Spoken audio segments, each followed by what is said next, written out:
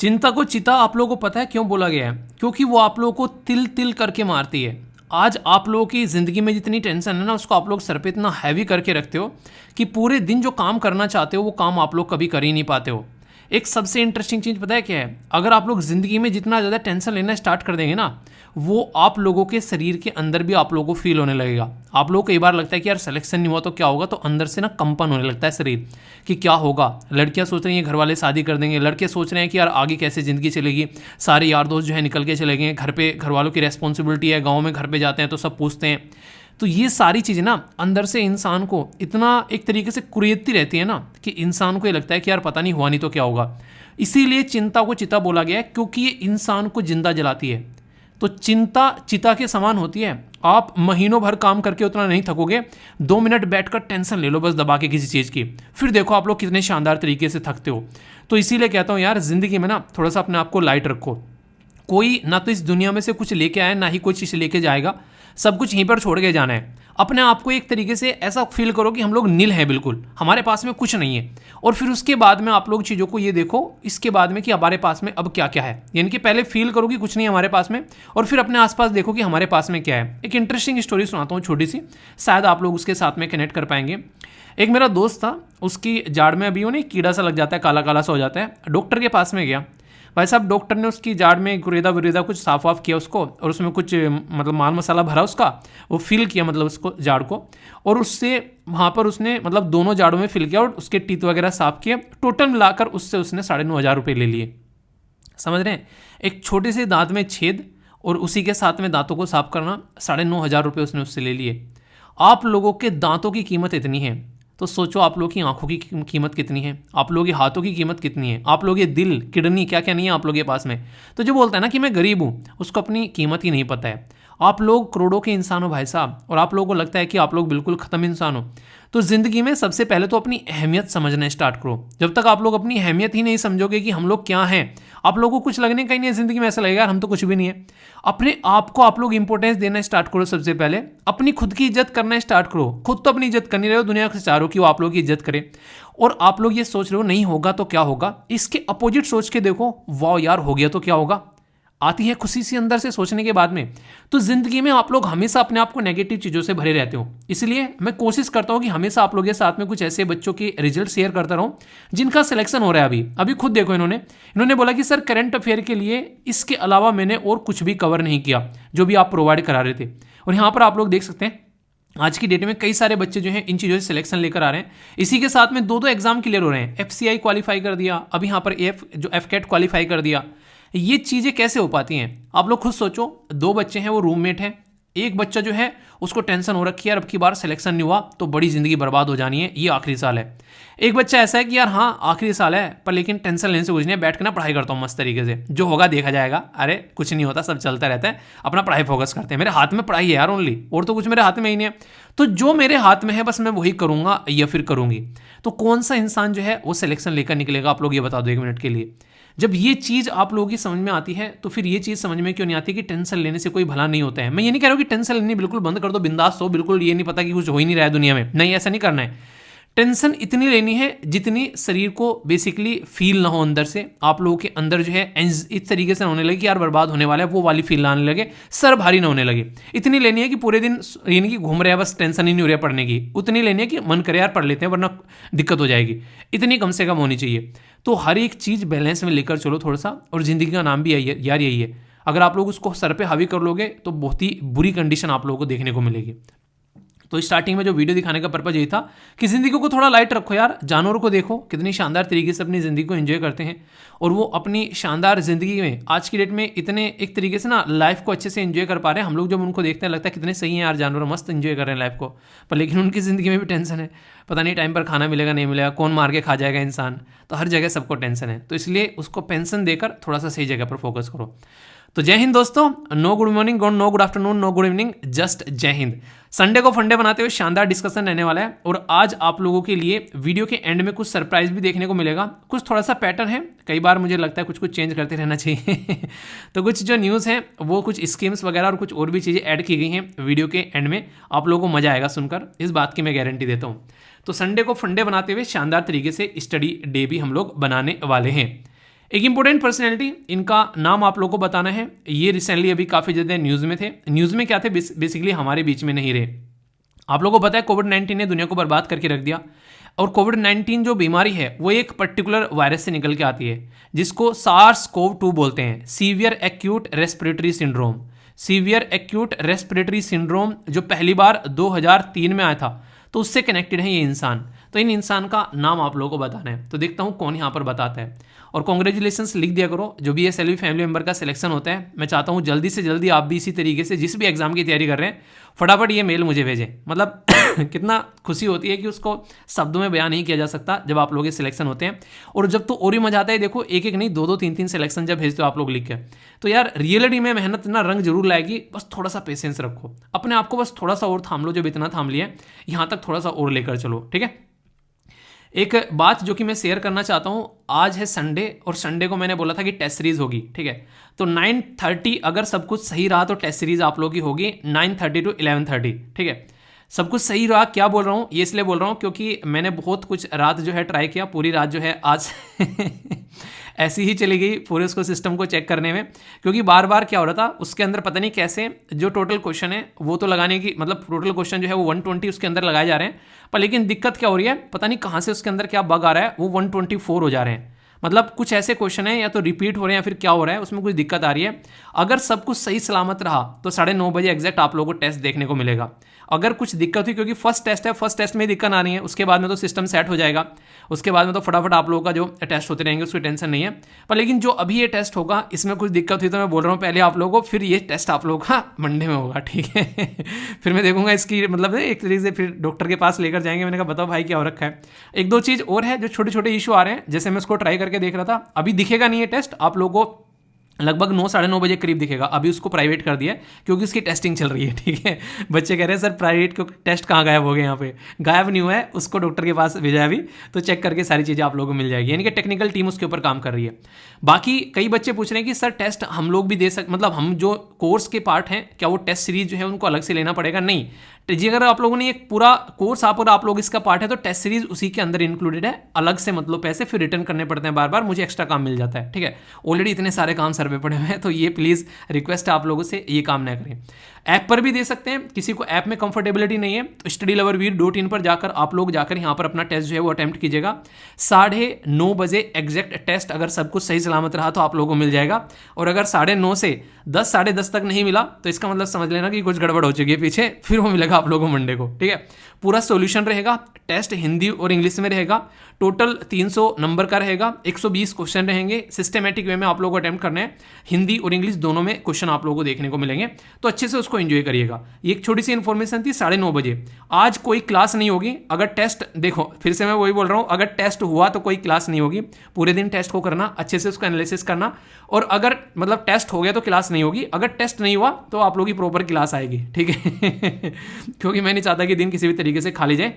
Test होने के बाद भी हालांकि मैं सोच रहा हूँ कि शाम को क्लास लगा दूं, आप लोग बताइएगा आप लोग क्या चाहिए, क्योंकि फटाफट चीज़ें जितनी ज़्यादा कंप्लीट हो जाएंगी उतना ज़्यादा अच्छा है, पर लेकिन टाइम से पहुंच जाना टेस्ट देने के लिए, ठीक है। तो ये आप लोग ध्यान रखिएगा।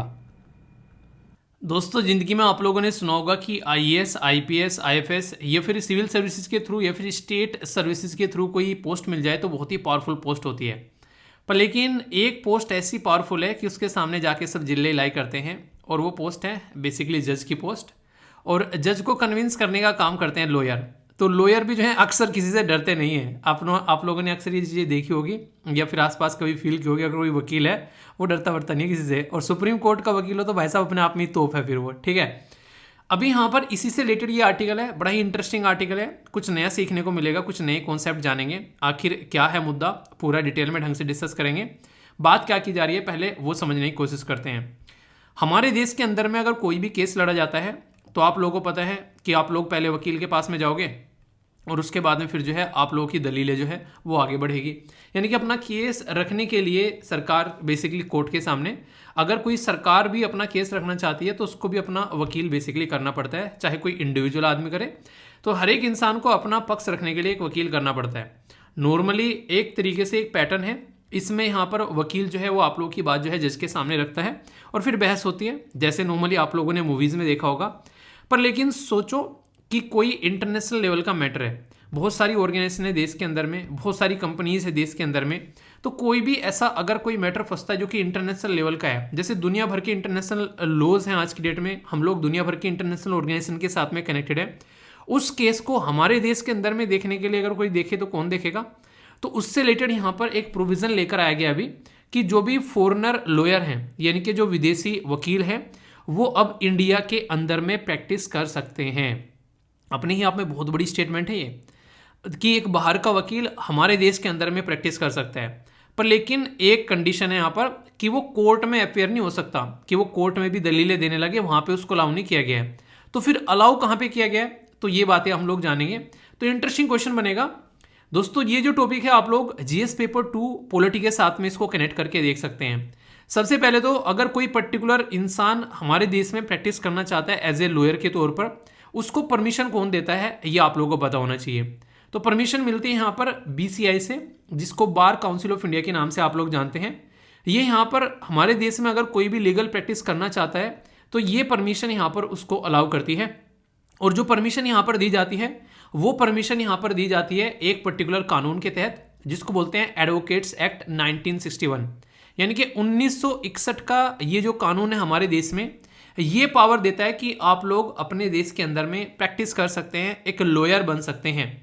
पर लेकिन ये यहाँ पर बात जो है इस आर्टिकल की, ये हमारे देश के वकीलों के बारे में है ही नहीं है। तो यानी कि अगर इनको रोका जाएगा, जो बाहर के लोग हैं उनको कोर्ट में प्रैक्टिस करने से, तो ये कानून उनको अलाउ नहीं कर रहा है बाहर वालों को, ये कानून हमारे देश के नागरिकों को ही बेसिकली यहाँ पर अलाउ करता है। अब बाहर वालों के लिए यहाँ पर ये ऐसी बातें हम लोग को क्यों करनी पड़ गई अलाउ? देखिए, अगर आप लोग थोड़ा सा पीछे जाएंगे ना, अपने देश को अगर आप थोड़ा सा पीछे जाकर देखेंगे, जैसे 1990s में अगर मैं आप लोगों को लेकर जाऊं, उससे पहले हमारा देश जो है वो बड़ा ही संकुचित टाइप का था यानी इंट्रोवर्ट टाइप का, इनके बाहर वाले लोगों से ज़्यादा बातें करना पसंद करता नहीं था। जैसे अगर आप लोग अपने आप को भी देखोगे 10-12 तक बहुत कुछ इंट्रोवर्ट टाइप के रहते हैं। जैसे मैं भी जैसे गांव में था, अपना आराम से लाइफ को एंजॉय कर रहा था, ज़्यादा बाहर किसी से ज़्यादा बातें होती नहीं थी। गांव में ही थे अपने लफंडर दोस्त जो भी थे, पर गांव में भी ऐसा नहीं कि बहुत इंट्रोवर्ट थे, ठीक है, मस्त क्रिकेट खेला करते थे, पर फिर भी बाहर जाकर इतनी बातें नहीं कर पाते थे, अनकंफर्टेबल फील करते थे। गाँव से बाहर जाके ना शहर में चले गए यार, और फिर वहाँ पर कुछ आप लोगों को पता ही है, लोग जो है अपना झाड़ते हैं अपनी टसन हम ठहरे गाँव के सीधे साधे लोग, तो थोड़ा सा लगता था यार ठीक है। मोल वोल में चले गए जब पहली बार, तो अलग अलग तरीके का माहौल था। मैंने कहा यार ये क्या है, धरती पे ऐसी भी चीज़ है बहुत पुरानी बातें हैं। तो उस टाइम पर जब ये ट्रिपल का पेपर देने आए थे तो तब की बातें हैं। तो ऐसा लगता है कि लिटिल बिट इंट्रोवर्ट टाइप में इंसान लगते हैं। इंट्रोवर्ट नहीं होता है, हालांकि उन्होंने वो चीज़ें देखी नहीं होती हैं, तो इसलिए लगता है कि यार पता नहीं क्या होंगी। जैसे ही देख लेते हैं फिर ठीक है सारी चीज़ें। पर आज के दिन छोटे छोटे बच्चों को भी उनके माँ बाप जो है मॉल में घुमाते हैं। तो आप लोग चीज़ों को समझ सकते हैं मैं कहना क्या चाह रहा हूँ। मैं कहना यहाँ पर ये चाह रहा हूँ सीधा सीधा कि आज की डेट में अगर आप लोग चीज़ों को अंडरस्टैंड करेंगे तो बेसिक फंडा यहाँ पर ये है कि हमारा देश जो है वो 1990s में इंट्रोवर्ट टाइप का था। उसके बाद में हमारे देश के अंदर में LPG रिफॉर्म करके लाए गए। इसको बोलते हैं लिबरलाइजेशन, प्राइवेटाइजेशन, ग्लोबलाइजेशन। इसकी वजह से क्या हुआ? इसकी वजह से ये हुआ हमारे देश के अंदर में कि हमारे देश की बाउंड्री जो है वो बाहर के लोगों के लिए खुल गई। अब बाहर से कोई भी हमारे देश में बेसिकली कंपनी आ सकती थी, वो अपना बेसिकली एक इस्टेब्लिशमेंट रख सकती थी, वहाँ से बहुत सारे लोगों को कनेक्ट कर सकती थी, लोगों को जॉब दे सकती थी, अपने प्रोडक्ट बेच सकती थी। तो ये कंडीशन रखी गई थी हमारे देश के ऊपर में वर्ल्ड बैंक के द्वारा, जब यहाँ पर हमारे देश को लोन दिया गया। तो उसके चलते आज की डेट में हमारा देश जो है वो एक हब है। हर एक जो भी बड़ी कंपनी है उसका कोई ना कोई बेस आप लोगों को अपने देश में देखने को मिलेगा। अपना प्रोडक्ट बनाती हुई नजर आती है हर एक कंपनी, जैसे सैमसंग हो गया या फिर मतलब किसी भी कंपनी का आप लोग रिबॉक हो गया, नाइकी हो गया, किसी भी कंपनी का आप लोग नाम लो, जो भी आप लोगों को ब्रांड लगता है, तो वो काम करता हुआ नजर आता है। अब कोई भी मैटर अगर ऐसा आता है, जैसे कोई फॉरेन अगर कोई प्रैक्टिस है फॉरेन से रिलेटेड, कोई इंटरनेशनल कानून है, इंटरनेशनल आर्बिट्रेशन मैटर है, तो वहाँ पर हमारा देश तो चलो ठीक है, हमारे वकील यहाँ पर काम करते हैं, पर बाहर की जो कंपनी अगर है, अगर वो चाहती है कि कोई वकील उनका केस सुने, तो यहाँ पर उनके लिए एक चीज़ ये अवेलेबल रहेगी। तो इससे फ़ायदा क्या रहेगा कि वो उनको लगेगा कि हमको भी कोई रिप्रेजेंट करने वाला है, ठीक है। इसी के साथ में यहाँ पर कई सारे कॉन्ट्रैक्ट होते हैं, इंटेलेक्चुअल प्रॉपर्टी होती है, उन पे लड़ाइयाँ होती फिरती हैं कि नहीं ये मेरा माल है, नहीं ये मेरा माल है, तो वाली भी चीज़ें देखने को मिलती है। तो एक तरीके से डाइवर्स क्लाइंट आप लोगों को यहाँ पर देखने को मिलेंगे, जो कि अलग अलग फील्ड में, इवन कॉर्पोरेट वर्ल्ड में भी आप लोगों को देखने को मिलेंगे।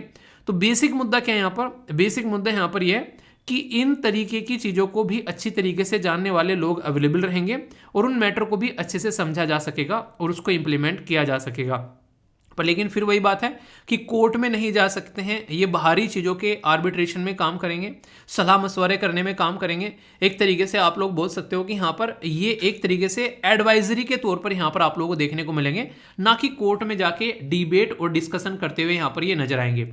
तो ये काफ़ी इंपॉर्टेंट है, क्योंकि कोर्ट में डिबेट और डिस्कशन जो भी होगा वो हमारे देश के लोगों को ही अलाउ है, और जो एडवोकेट एक्ट है उसके हिसाब से बार काउंसिल ऑफ इंडिया यहाँ पर इंडिया के अंदर में प्रैक्टिस के लिए अलाउ करती है।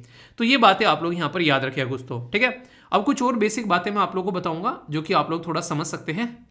ये बात थोड़ी सी ध्यान से सुनिएगा, ऐसा नहीं कि फॉरेनर जो लॉयर है उनके ऊपर इंप्लीमेंट किया जाता है। मैं आप लोगों को समझाता हूँ बिल्कुल बेसिक बातें, जिससे कि आप लोग कनेक्ट कर पाएंगे। यहाँ पर ये तो मैंने बता दिया कि किस बेसिस पर ये हमारे देश के अंदर में काम करेंगे, ये तो परमिशन कहाँ से मिलती है वो मैंने एडवोकेट एक्ट के बारे में आप लोगों को बता दिया। पर लेकिन ये कोर्ट के सामने नहीं जाएंगे, पर लेकिन ऐसा नहीं कोर्ट के सामने ही नहीं जाएंगे। आप लोग यहाँ पर देख सकते हैं कि कहाँ कहाँ पर इनको अलाउ नहीं किया जाता है। ना तो कोर्ट के सामने जाएंगे, ना किसी ट्रिब्यूनल के सामने जाएंगे, जैसे नेशनल ग्रीन ट्रिब्यूनल हो गया या फिर कोई भी किसी तरह का ट्रिब्यूनल है। किसी स्टैट्यूटरी या फिर रेगुलेटरी अथॉरिटी के सामने भी यहाँ पर जाएंगे नहीं, इनको अलाउ नहीं है परमिशन। तो ये फॉरेनर लॉयर जो हैं हमारे देश के अंदर में प्रैक्टिस कर सकते हैं किन मैटर में, जैसे मान लीजिए कोई ज्वाइंट वेंचर है, ज्वाइंट वेंचर यानी कि दो कंपनी मिलकर काम कर रही है, किसी का मर्जर एक्वाइजिशन हुआ है, कोई इंटेलेक्चुअल प्रॉपर्टी का इशू है, ड्राफ्टिंग द कॉन्ट्रैक्ट की कॉन्ट्रैक्ट कैसे ड्राफ्ट करने हैं इन पर्टिकुलर मैटर पर, इस तरीके के मैटर को ये देखते हुए यहाँ पर नजर आएंगे। अब यहाँ पे इंटरेस्टिंग पॉइंट है, ये जो मैटर मैंने आप लोगों को ये बताए हैं, ऐसा नहीं कि यहाँ पर कोई फॉरेनर लॉयर ही यहाँ पर इनमें पार्टिसिपेट करेगा। इवन अगर हमारे देश का कोई लॉयर भी इन मैटर में पार्टिसिपेट करता है तो उसके ऊपर भी सेम कानून लगाए जाएंगे। Same restriction for Indian lawyer working with the foreign law firm, ये आप लोग यहाँ पर समझ सकते हैं। यानी कि अगर हमारे देश का भी कोई इंसान जो है इस तरीके कंपनी में काम करता है, उनमें कोई इस तरीके से पार्टिसिपेट करता है, तो वो भी सेम ट्रीटमेंट उसको मिलेगा जैसे फॉरेनर लॉयर को यहाँ पर मिलता है, वो भी सेम रिस्ट्रिक्शन की कैटेगरी में आएगा। तो ये काफ़ी इंपॉर्टेंट पॉइंट है जो कि आप लोगों को यहाँ पर याद रखना है, क्योंकि स्टेटमेंट देकर आप लोगों को यहाँ पर घुमाया जा सकता है। पहले तो डायरेक्ट क्वेश्चन बन जाएगा कि कौन सा एक कानून है हमारे देश के अंदर में जो अलाउ करता है प्रैक्टिस करने के लिए कोर्ट के अंदर में। तो सबसे पहले तो आप लोग को यही याद रखना है, और यही यहाँ पर रिस्ट्रिक्शन भी लगाता है। ये बिल्कुल ऐसे ही है जैसे जब आप लोग प्रॉब्लम लिखते हैं किसी पर्टिकुलर आंसर राइटिंग के क्वेश्चन में, वही सेम आप लोगों का जब आप लोग वे फॉरवर्ड लिखते हैं, इनके सॉल्यूशन लिखते हैं, तो उन्हीं प्रॉब्लम का सॉल्यूशन लिख दिया करते हैं। तो इससे क्या होता है, इससे ये होता है कि आप लोगों का एक तरीके से शॉर्टकट में बहुत ही अच्छा एक आंसर तैयार हो जाता है। यानी कि पहले प्रॉब्लम बता दी, फिर बोला सॉल्यूशन क्या है कि इन प्रॉब्लम को सोल्व कर दो, ये सॉल्यूशन हो जाएंगे। सेम पैटर्न देखने को मिलेगा, ठीक है। अभी यहां पर आगे चले, कुछ और पॉइंट्स हैं जो कि आप लोग यहां पर याद रख सकते हैं। जैसे कि अगर बात की जाए, काफी लंबे समय से बीसीसीआई के द्वारा यहां पर अपोज किया गया था कि फॉरेन लॉ फर्म को अलाउ किया जाए इंडिया में, तो इसके चलते जो काफी सारे मुद्दे यहां पर चल रहे थे। पर लेकिन आज की डेट में अगर आप लोग देखोगे जिस तरीके से हमारे देश के अंदर में फॉरेन डायरेक्ट इन्वेस्टमेंट का फ्लो हो रहा है, तो ये जरूरी हो गया है कि आज की डेट में हम लोग अपने देश के अंदर में एक ऐसा माहौल बनाएं कि बाहर से आने वाली कंपनी हमारे देश के अंदर में कंफर्टेबल फील करे, उनको ऐसा ना लगे यार ये तो पकड़ के बैठ जाएंगे, हमको जाने नहीं देंगे, हमको लूट लेंगे, खचोट लेंगे, वो वाली फील नहीं आनी चाहिए। तो हमारा देश जो है एक हब बन रहा है इंटरनेशनल कमर्शियल आर्बिट्रेशन का। तो इससे फायदा क्या रहेगा कि बाहर की कोई भी कंपनी अगर आती है यहाँ पर इस्टेब्लिशमेंट करती है और चीज़ों को आगे लेकर चलती है, तो बेसिक तरीके से वो सिस्टमेटिक वे में चीज़ों को आगे लेकर चल पाएगी। तो ये यहाँ से आप लोग चीज़ों को अंडरस्टैंड कर सकते हैं, ठीक है। तो यहाँ पर जो बीसीआई है उसके द्वारा कहीं ना कहीं जो रूल और रेगुलेशन है इन तरीके से उनको इंप्लीमेंट किए जाते हैं, जो प्रैक्टिस की जा रही है, ये सारे जो भी इंटरनेशनल या फिर इंटरनेशनल आर्बिट्रेशन मैटर से रिलेटेड जो इंडिया है तो रिजोल्व करती है, इंप्लीमेंट करती है इस तरीके के मैटर को। तो ये काफ़ी इंपॉर्टेंट बॉडी हो जाती है अगर इसके बारे में बात करें। तो इसी बहाने आप लोगों की ये बॉडी भी कवर करा देते हैं ताकि आप लोगों के माइंड में कोई कन्फ्यूजन न रहे। तो बार काउंसिल ऑफ इंडिया जिसको बीसीआई बोलते हैं, तो ये एक स्टैट्यूटरी बॉडी है। स्टैट्यूटरी बॉडी वो बॉडी होती है दोस्तों जो देश के अंदर में पार्लियामेंट के अंदर में कानून पास कर बनाई जाती है, यानी कि एक संवैधानिक जो एक तरीके से जो एक वैधानिक कानून के थ्रू यहाँ पर बनाई जाती है। संवैधानिक बॉडी कौन सी होती है, जिनके बारे में संविधान में लिखा रहता है। पर यहाँ पर क्या होता है, इनके लिए कानून बनाया जाता है पार्लियामेंट में पास करके, पर संविधान में नहीं लिखा हुआ है, इसलिए स्टैट्यूटरी बॉडी बोल देते हैं, वरना इनको कॉन्स्टिट्यूशनल यानी कि संवैधानिक बॉडी बोलते हैं अगर इनमें कोई भी आर्टिकल ऐड हो जाता संविधान का, या फिर कहीं पर भी संविधान में इनसे रिलेटेड कोई कनेक्शन हो जाता तो, ठीक है। तो एडवोकेट एक्ट है 1961 का, जिसके थ्रू यहाँ पर ये चीजें स्टेब्लिश की गई।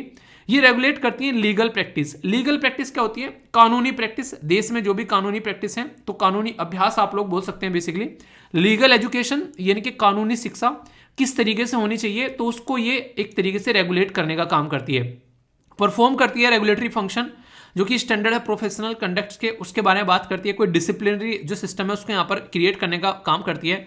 रेगुलेटरी बॉडी का मतलब आप लोग समझ सकते हैं, जो भी देश के अंदर में हो रहा है किसी पर्टिकुलर फील्ड में, उसको रेगुलेट करने का काम करती है। जैसे सेबी हो गया, वो क्या करती है, वो हमारी सिक्योरिटी मार्केट जो है बेसिकली उसको रेगुलेट करने का काम करती है, ठीक है।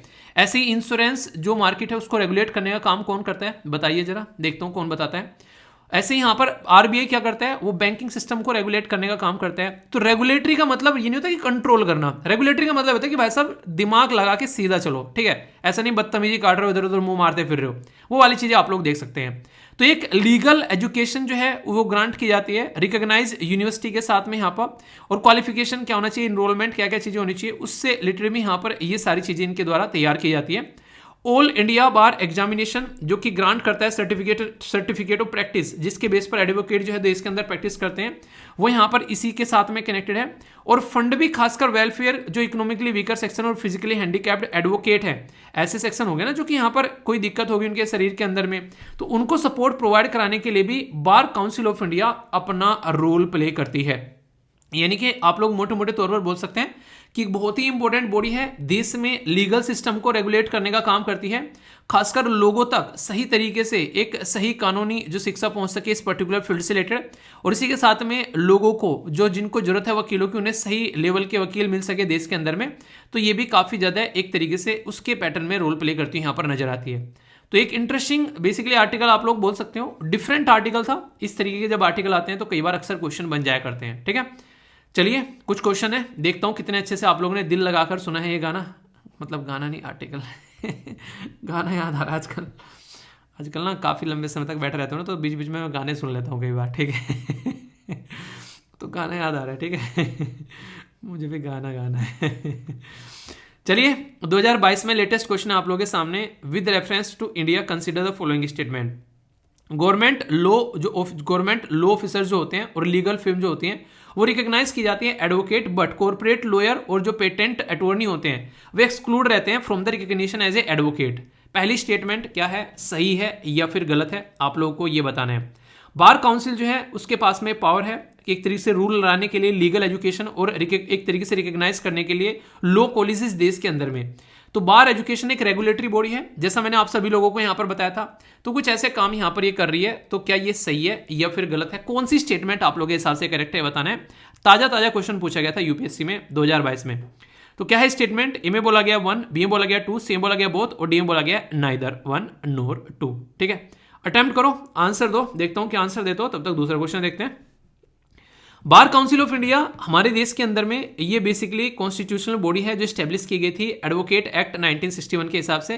ये कंडक्ट करती है all India bar examination to grant the certificate of practice to the advocate practising law in India. यानी कि हमारे देश के अंदर में अगर कोई वकील अपना प्रैक्टिस करना चाहता है तो उसके लिए यहाँ पर सर्टिफिकेट ऑफ प्रैक्टिस दिया जाता है उस पर्टिकुलर इंसान को हमारे देश के अंदर में इस पर्टिकुलर बॉडी के द्वारा। फंक्शन वही है कि एक अच्छा स्टैंडर्ड होना चाहिए एजुकेशन का और सारी चीज़ें क्वालिफिकेशन वो सब चीज़ें ये इसके ऊपर काम करता है ये बॉडी पर्टिकुलर। कौन सी स्टेटमेंट करेक्ट है, ए में बोला गया 1 and 2, बी में बोला गया 2 and 3, सी में बोला गया 1 and 3 एंड डी में बोला गया ऑल ऑफ द अबव। सही आंसर क्या है, ये पर्टिकुलर क्वेश्चन बहुत ही प्यारा क्वेश्चन है। अगर मैं आप लोगों को बोलूँ रीजन क्या है, सेम क्वेश्चन आप लोगों से यूपीएससी ने पूछा था यहाँ पर, और वो जो क्वेश्चन पूछा था वो पूछा था आरबीआई के बारे में। यहाँ पर यही स्टेटमेंट दे दी थी कि वो कॉन्स्टिट्यूशनल बॉडी है, कॉन्स्टिट्यूशन के अकॉर्डिंग यहाँ पर ऐसी स्टेटमेंट अक्सर आप लोगों से यूपीएससी पूछती है। तो ये डायरेक्ट आप लोगों का क्वेश्चन जो है स्टेटमेंट गलत हो गया, और वही स्टेटमेंट अगर आप लोगों ने पकड़ लिया तो सोचो पूरा आंसर आप लोगों का आ जाता है। यानी कि आगे आप लोगों को कुछ पता है या फिर नहीं पता है, बस ये स्टेटमेंट पता है कि ये कॉन्स्टिट्यूशन से रिलेटेड नहीं है, वैसा भी स्टैट्यूटरी बॉडी है। पूरा का पूरा क्वेश्चन आप लोगों के सामने है, कुछ भी देखने की जरूरत नहीं है, इसीलिए यूपीएससी में कॉमन सेंस काम आता है, ठीक है। ये काफी इंटरेस्टिंग है। यहाँ पर ये पर्टिकुलर जो ये क्वेश्चन है इसमें याद रखिएगा आंसर क्या है, आंसर है बी सही है। क्यों, क्योंकि गवर्नमेंट लॉ ऑफिसर्स और legal firm are recognise as a advocate but corporate lawyer और पेटेंट अटॉर्नी ये एक्सक्लूड करने की बात की जा रही है, ऐसा नहीं है। Corporate lawyer as well as patent attorney are to recognise as a lawyer, ठीक है। There is no provision on this recognition as a lawyer, कोई इसके ऊपर वो नहीं है एक तरीके से प्रतिबंध। तो ये फालतू की स्टेटमेंट यहाँ पर बनाई गई थी, फालतू की तो नहीं थी तो इंटरेस्टिंग स्टेटमेंट, पर लेकिन आप लोगों को कंफ्यूज करने के लिए काफ़ी थी, ठीक है, कि हाँ यार ऐसा ही होता होगा, यूपीएससी ने सोच समझ के ही स्टेटमेंट बनाई होगी, बहुत सोच समझ के बनाते हैं भाई साहब, ठीक है, याद रखिएगा। ओके, तो ये याद रखिएगा, हमारे देश के अंदर में बार काउंसिल ऑफ इंडिया कौन से एक्ट के थ्रू स्टैब्लिश की गई, तो याद रखिएगा कौन सा एक्ट था, एडवोकेट एक्ट 1961, याद रखना। इसी के हिसाब से लीगल प्रैक्टिस हमारे देश के अंदर में होती है, और ये कॉन्स्टिट्यूशनल नहीं, एक स्टैट्यूटरी बॉडी है, ठीक है। तो इसको कहते हैं तैयारी करना, इसको कहते हैं टॉपिक को तैयार करना सही तरीके से। तो इस तरीके से टॉपिक तैयार करोगे तो जिंदगी में कभी भी मार नहीं खाओगे भाई साहब। चलिए एक बोनस पॉइंट भी आप लोगों को यहाँ पर देता हूँ, आप लोगों ने ये तो पढ़ ही लिया, अब यहाँ पर कुछ और भी आप लोगों को बता देता हूँ, वो क्या है इसके बारे में आप लोग याद रखिएगा। यहाँ से क्वेश्चन आप लोगों से पूछा जा सकता है, और ये क्वेश्चन अक्सर आप लोगों से जो अगर आप लोग एपीएफसी की तैयारी कर रहे हैं या फिर यूपीएससी की आप लोग तैयारी कर रहे हैं, तो स्टेटमेंट देकर क्वेश्चन आप लोगों का बन जाएगा। एपीएफसी के लिए क्यों बोला, क्योंकि इंडस्ट्रियल जो रिलेशन वाला पोर्शन है यहाँ पर, उसमें भी यहाँ पर ये आप लोगों का मैंने कवर किया था, आप लोगों को याद होगा, तो उससे रिलेटेड भी यहाँ पर ये चीज़ें हैं, ठीक है। तो डीपीएसपी हमारे देश के अंदर में directive principle of state policy आप लोग इनको बोलते हैं। संविधान के अंदर में इसको पार्ट 4 में रखा गया है, जैसे फंडामेंटल आर्टिकल पार्ट 3 में रखे गए हैं, आर्टिकल 12 से लेके आर्टिकल 35 तक का, ऐसे ही डीपीएसपी आर्टिकल 36 से लेके आर्टिकल 51 तक का आप लोगों को देखने को मिलती है। इस आर्टिकल 36 से लेके 51 तक के अंदर में जब आप लोग एंट्री मारोगे तो एक आर्टिकल है जिसको बोलते हैं आर्टिकल 39A। 39A जो है बेसिकली यहाँ पर काम करता है इक्वल जस्टिस और इसी के साथ में फ्री लीगल एड सर्विस। तो यानी कि लोगों को जिनके पास में पैसा नहीं है, तो इसका मतलब ये है कि उनको एक तरीके से कानून से न्याय नहीं मिलेगा, क्योंकि वो अकेले नहीं कर सकते। मान लो सोचो मैं एक ऐसा इंसान हूँ जिसके घर में रोटी खाने के भी लाले पड़े हुए, अब मुझे किसी पर्टिकुलर इंसान ने केस में फंसा दिया, झूठा आरोप लगा के मेरे ऊपर, ठीक है, कि इसने इस इंसान का मर्डर किया, किसी को मतलब गोली मार दी, मारी किसी और ने, नाम मेरे लगा दिया। अब पुलिस मुझे उठा के ले गई, अब मेरे पास में तो इतने पैसे नहीं कि मैं रोटी खा लूँ, तो भाई साहब मैं वकील कहाँ से करूँगा। तो इस सिचुएशन में आर्टिकल 39A ये बोलता है कि इक्वल जस्टिस और फ्री लीगल एड, यानी कि हमारे देश के अंदर में कहीं ना कहीं आप लोग ये बोल सकते हैं कि ये सपोर्ट प्रोवाइड कराया गया है कि अगर तुम्हारे पास में पैसा भी नहीं है तो सरकार तुमको वकील देगी, ताकि तुम्हारा केस जो है वो लड़ा जा सके और तुम जो है अपनी लाइफ में जस्टिस पा सको। यानी कि इसलिए बोलते हैं कि सबको जस्टिस का अधिकार है। ऐसे तो अमीर अमीर लोग ही बस जस्टिस पा पाएंगे, बेचारे गरीब हैं उनका क्या होगा, उनका तो दिवालिया निकल जाएगा। तो उसके लिए यहाँ पर ये काफ़ी इंपॉर्टेंट एक आर्टिकल आप लोग बोल सकते हो। तो आर्टिकल 39A आप लोग यहाँ पर याद रखिएगा, ठीक है, तो काफ़ी इंपॉर्टेंट है, डायरेक्ट क्वेश्चन पूछा जा सकता है। आर्टिकल 40 इन द कॉन्स्टिट्यूशन वो किससे रिलेटेड है ये आप लोग बताइए। डीपीएसपी की बात कर रहा हूँ, directive principle of state policy की, तो आंसर जरूर दीजिएगा, ठीक है। बताइए कोई डाउट तो नहीं है, डाउट हो तो उसको दूर करना, क्योंकि डाउट लेकर नहीं जाने का, ठीक है, इधर आने का तो एंजॉय करके जाने का, पूरा आर्टिकल क्लियर करके। बैकग्राउंड इन्फॉर्मेशन, क्वेश्चन प्रैक्टिस बिल्कुल ऐसा होना चाहिए कि कहीं से भी कोई पूछ लेना तो बोल देना भाई SLVN है हम, भाई साहब हम नहीं छोड़ते किसी भी टॉपिक को, ठीक है, तो बिल्कुल क्लियर होना चाहिए। ओके, मजाक मजाक में टॉपिक पढ़ा दूंगा एक अलग बात है, पर लेकिन भाई साहब गंभीर मुद्दा है सोचने वाला। मतलब सोचो किसी देश के अंदर में जो बुजुर्गों की पॉपुलेशन है, यानी कि जो ओल्ड पर्सन है उनकी संख्या ज़्यादा हो जाए जो यंग पर्सन है उसके कंपेयर में, यानी कि बूढ़े हमारे देश में ज़्यादा लोग दिखने लगे और जो यंग जो पर्सन है वो कम दिखने लगे, यानी कि जापान जैसी कंडीशन हमारे देश में होने लगे, तो कैसी सिचुएशन लगेगी। और ऐसा हो रहा है या फिर आने वाले टाइम पर होने वाला है। क्या सही सुना? जी हाँ बिल्कुल सही सुना। ऐसा क्या बोल रहे हो सर? ऐसा इसलिए बोल रहा हूँ यार, हमारी कंट्री में कुछ ऐसे राज्य हैं जो काफ़ी ज़्यादा पढ़े लिखे हैं और वो अपनी जो जनसंख्या है उसको स्टेबलाइज करते हुए जा रहे हैं काफ़ी लंबे समय से। और आप लोगों ने देखा भी होगा, जो पढ़ लिख लेते हैं वो बोलते हैं भाई साहब बच्चे 2 ही अच्छे, इससे ज़्यादा नहीं चाहिए। जब ऐसी कंडीशन आती है तो फिर क्या होता है, फिर यहाँ पर ये होता है कि जो लोग ऑलरेडी हैं उनकी तो उम्र बढ़ती जा रही है और जो आने वाली पीढ़ी है, जो आने वाली जनरेशन है वो कम पैदा होती जा रही है। तो इसलिए बुजुर्गों की संख्या ज़्यादा होती जा रही है और जो यंग जनरेशन है वो कम होती जा रही है। तो केरला, तमिलनाडु और हिमाचल प्रदेश में ये माना जा रहा है कि ज़्यादा बुजुर्ग लोग हो जाएंगे एज कंपेयर टू यूथ 2036 तक का। ये एक ऐसे आंकड़े लगाए जा रहे हैं जो कि अपने ही आप में खतरनाक आंकड़े आप लोग बोल सकते हो। ऐसी ऐसी रिपोर्टें निकल कर आ रही हैं। अभी तो पता चला था कि हम लोग 2023 में चाइना को पीछे छोड़कर आगे निकलने वाले। दूसरी साइड में हमारी पॉपुलेशन जो है बुजुर्ग भी होती जा रही है। इसीलिए मैंने आप लोगों को जब वो आर्टिकल पढ़ाया था, मैंने डिटेल में आप लोगों को ये बताया था कि स्किल डेवलपमेंट करना बहुत ज़्यादा जरूरी है आज की डेट में। अगर स्किल डेवलपमेंट हम लोग नहीं करेंगे तो ये जो पॉपुलेशन का जो ग्रोथ आप लोगों को देखने को मिल रहा है ना, कल को यही जो ग्रोथ जब इस तरीके से बढ़ता हुआ नजर आएगा और फिर ये जब काम नहीं होगा तो आगे चलकर इसे 36 तक बूढ़े हो जाए, ठीक है, बहुत सारे लोग, तो फिर कंडीशन सोचो आप लोग क्या होगा, ठीक है। तो आज की डेट में जिसकी एज जो है वो 30 साल हो रखी है और उसको बात करें जो वो 36 में वहां पर पहुंचेंगे, 2036 की बात कर रहा हूं मैं यहाँ पे, ठीक है। तो यानी कि आज से लगभग 14 साल बाद, तो उस टाइम पर आप लोग समझ सकते हैं कि लगभग 44 साल के होंगे। तो उसमें और कुछ जोड़ लो थोड़ा सा तो समझ सकते हैं कितनी सारी पॉपुलेशन जो है वो बुजुर्ग हो जाएगी। तो इसके बारे में बात करेंगे यहाँ पर जीएस पेपर 2 के अंदर, आप लोग कवर कर सकते हो। अभी यहां पर बात की जा रही है डेमोग्राफिक डिविडेंड के बारे में, यानी कि कैसी एरिया में किस तरीके से कैसी पॉपुलेशन डिस्ट्रीब्यूटेड है उसके बारे में। और अभी जो आंकड़ा लगाया जा रहा है, सबसे ज्यादा पॉपुलस कौन से राज्य में, तो आप लोगों को पता है जैसे कि हमारी कंट्री में राज्य हो गए बिहार और उत्तर प्रदेश, काफी लार्ज स्केल पर पॉपुलेशन देखने को मिलेगी। तो बोला जा रहा है कि यहां पर जो पॉपुलेशन है फिर भी आप लोगों को यंग नजर आती है। और ये जो डेटा प्रस्तुत किया गया है इसका याद रखिएगा, ये काफी इंपॉर्टेंट है report youth in India 2022, ministry of statistics and programme implementation के द्वारा यहां पर यह प्रस्तुत किया गया है। कौन है इसके मिनिस्टर वो आप लोग बता दो, मुझे भी याद हो जाएगा, मेरे भी माइंड से निकल गया यार, कुछ तो मुझे भी पढ़ा दिया करो, सारी चीजें मैं ही पढ़ाऊं चलो इतना मैं पढ़ा रहा हूं, आज आप पढ़ाओ मुझे, बताओ इसके मिनिस्टर कौन है। अभी यहां पर इस रिपोर्ट के हिसाब से अगर मैं आप लोगों से बातें करूं तो कुछ इंटरेस्टिंग फैक्ट, कुछ इंटरेस्टिंग तथ्य आप लोगों को यहां पर जानने को मिलेंगे। बोला यह गया कि स्टेट और यूनियन टेरिटरी के नाम है percentage of youth in the total population of the state और यूनियन टेरिटरी क्या होगी, तो ये बात की जा रही है। बिहार के अंदर में अभी 28% यहां पर यूथ है, 2031 तक 27 होगा और फिर यहां पर 25 होगा। हिमाचल प्रदेश के अंदर में 2000 यहां पर अभी हिमाचल प्रदेश के अंदर में 25 है, 21 होगा, 19 होगा। केरला के अंदर में 22 है, अभी फिलहाल 20 होगा, 19 होगा। मध्य प्रदेश के अंदर 27 है, 25 होगा, 24 होगा।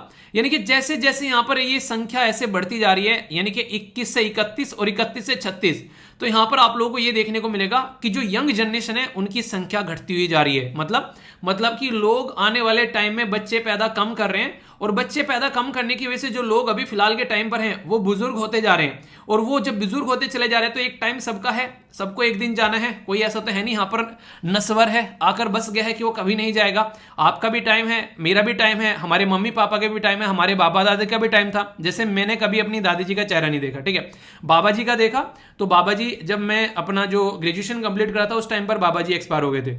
तो आप लोग समझ सकते हैं कि एक टाइम पर सबको जाना है, हमारे मम्मी पापा को भी जाना है, हमको भी जाना है एक दिन। तो पर लेकिन जो ये एक जर्नी रहती है ना यार, ये जो लाइफ रहती है हमारी, इसको प्रोडक्टिव बनाना है। एक लाइफ मिली है उसको एंजॉय करके जाना है, मतलब अपनी अच्छे से एंजॉय करनी है लाइफ को। तो ये जो एंजॉयमेंट के साथ साथ में हम लोग अपने देश को भी आगे लेकर चलना है, क्योंकि अगर हम लोग कंट्रीब्यूशन अच्छा करेंगे, हम लोग अगर सक्सेस हो गए तो इनडायरेक्ट वे में देश को फायदा हो गया ना, तो अपना फायदा देश का फायदा हो जाएगा। एक तरीके से हमको जो मिल गई तो देश को एक तरीके से फायदा हो गया, इकोनॉमी में कंट्रीब्यूशन हो गया। तो ये जरूरी है कि यंग जनरेशन को स्किल डेवलपमेंट दिया जाए, वरना फिर आगे चलकर बहुत बड़ा बर्डन देश के ऊपर पड़ता है, जो कि गलत है। परिवार के ऊपर तो पड़ता ही पड़ता है, देश के ऊपर भी पड़ता है। ये काफी इंटरेस्टिंग यहाँ पर डेटा आप लोगों के सामने है, जो कि आप लोगों को कुछ और अच्छे से अंडरस्टैंड करने में फायदा मिलेगा। यानी कि पहले जो पॉपुलेशन थी ये 222 मिलियन 1991 में 222 मिलियन थी, ये बढ़कर 333 मिलियन हो गई 2011 में। फिर अभी यहां पर ये 371 मिलियन हो गई 2021 में, और अब यहां से जो पॉपुलेशन है वो डिक्रीज होना स्टार्ट हो जाएगी, 371 से 345 मिलियन होगी 2036 में। तो आप लोगों को ये देखने को मिल रहा है। आप लोग बोल रहे हो कि यार ऐसा क्यों बोल रहे हो, ऐसी क्या क्या चीजें देखने को मिल रही है, आप खुद ही देख लो, मुझे बोलने की जरूरत ही नहीं है। कोरोना ने आधे से ज्यादा पब्लिक को लुढ़का डाला, ठीक है। इतनी सारी बीमारी आज के में आप लोगों को देखने को मिल रही है, लोगों का हेल्थ जो है वो सबसे बड़ा इशू बन गया है। मैं आप लोगों को सजेशन दूं, हालांकि बोलना ही अच्छा नहीं है, पर लेकिन आने वाले टाइम में ना मेडिकल फील्ड में कैरियर ना सबसे बेस्ट रहने वाला है। जिस तरीका हमारा रहना सहना खाना पीना है ना, रियलिटी में मानो आने वाले टाइम में बच्चों को डॉक्टर बना दो तो भाई साहब अच्छी जिंदगी कटेगी उनकी। बोलेंगे आप पूरी जिंदगी हाँ हमारे मम्मी पापा ने क्या सजेशन दिया था हम लोगों को, क्योंकि जैसी चीजें चल रही है ना उसके बेस पर मैं आप लोगों को बता रहा हूँ। जिस तरीका हमारा रहना सहना खाना पीना हो गया, अभी अगर जाओगे ना आप लोग कहीं पर किसी मॉल में जाओ, बाहर कहीं पर देखो भाई साहब इतनी बुरी भीड़ लगी रहती है, सब क्या क्या खा रहे हैं, पिज्जा बर्गर चाउमीन ये सारी चीजों पे, और टूट रहे हैं भाई साहब, लाइन लगी हुई है। ऐसा लग रहा है कुछ अच्छी चीज मिल रही होगी यहाँ पर, इसलिए नॉर्मली लोग लाइन किसी लगाते हैं कि कोई अच्छी चीज मिल रही होगी, और जाकर देखो तो क्या मिल रहा है, तो वो वाली खतरनाक चीज है। तो इसलिए यहाँ पर हम लोगों को समझना पड़ेगा कि जनरेशन किधर जा रही है और किस तरीके से चीजों को हम लोगों को लेकर चलना है। तो यही डेटा यहाँ पर प्रस्तुत करने की कोशिश की जा रही है। जो रिपोर्ट है उसमें यही बताया गया है कि कैसे कैसे यहाँ पर हमारी कंट्री की डाउनग्रेड होने वाली है पॉपुलेशन, ये मैंने अभी आप लोगों को बता दिया। और सिनेरियो में क्या क्या इंपैक्ट है, जो पढ़े लिखे राज्य हैं सबसे ज्यादा उनके ऊपर आप लोगों को इंपैक्ट देखने को मिलेगा। बिहार उत्तर प्रदेश एक्सपीरियंस करेंगे यहाँ पर, अभी यूथ पॉपुलेशन बढ़ेगी, ठीक है। 2021 तक, फिर उसके बाद में यहाँ पर डिक्लाइन होना स्टार्ट होगी। अभी बात करें जैसे महाराष्ट्र और मध्य प्रदेश और राजस्थान है, ये अभी यहाँ पर बात करें तो यहाँ पर अभी यूथ पॉपुलेशन काफी अच्छी खासी आप लोगों को देखने को मिल रही है। तो ये वो राज्य हैं जहां पर अच्छी खासी यूथ पॉपुलेशन है, पर लेकिन आने वाले टाइम में यही यूथ जो है वो डिक्रीज होना स्टार्ट हो जाएंगे। तो इसलिए काम करने वाले लोग भी आप लोगों को कम मिलेंगे।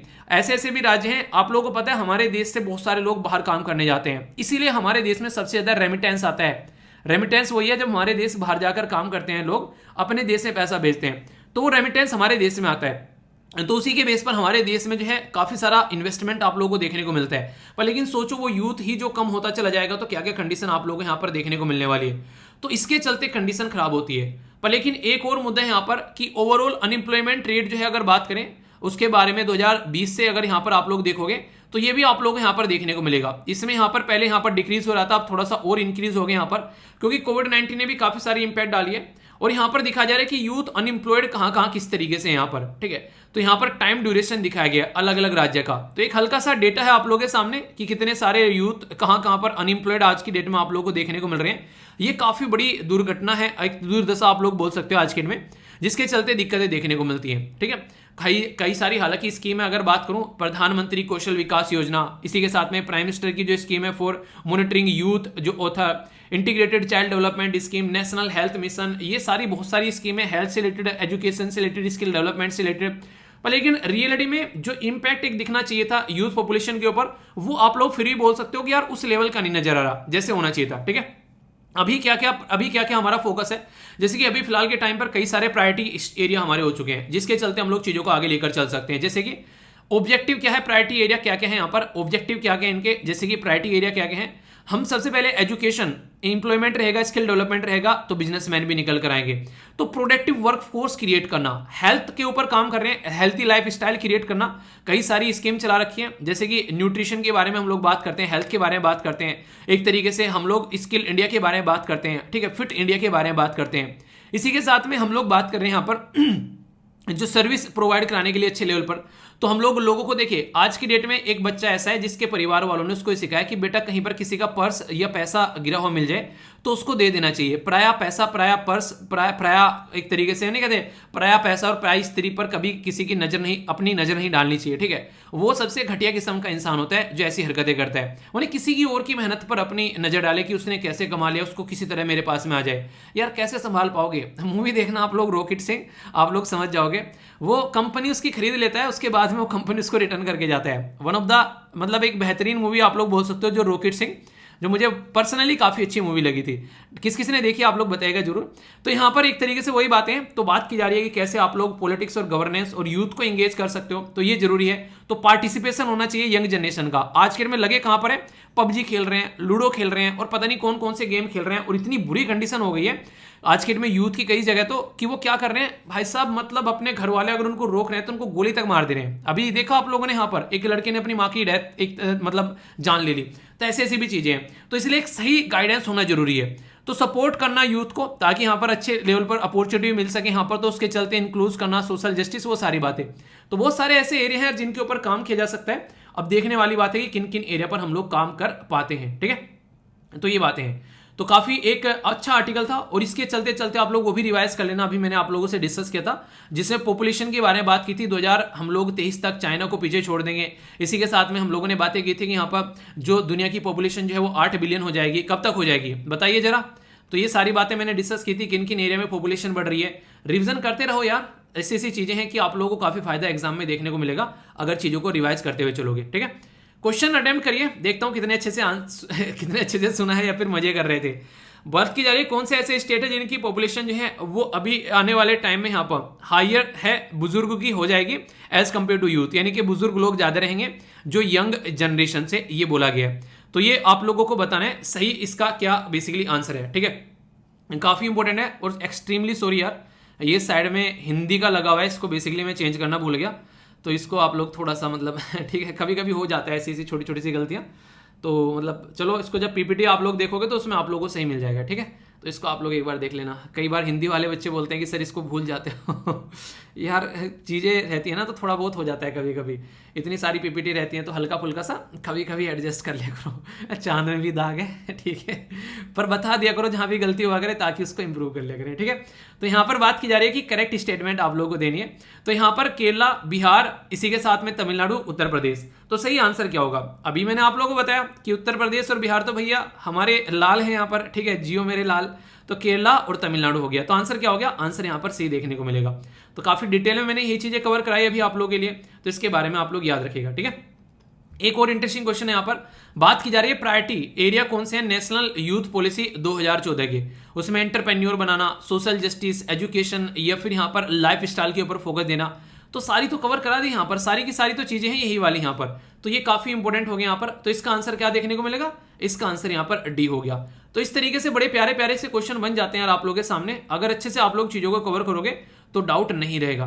तो बेसिक चीजें ये होती है कि अपनी कॉन्सेप्ट को क्लियर करके चलो, ठीक है। और आप में से कितने ऐसे हैं जो कि अब एक्सरसाइज कर रहे हैं? कई सारों ने प्रोमिस किया था कि सर योगा डे से हम लोगों ने एक्सरसाइज करना स्टार्ट कर दिए हैं। क्या एक्सरसाइज कर रहे हो?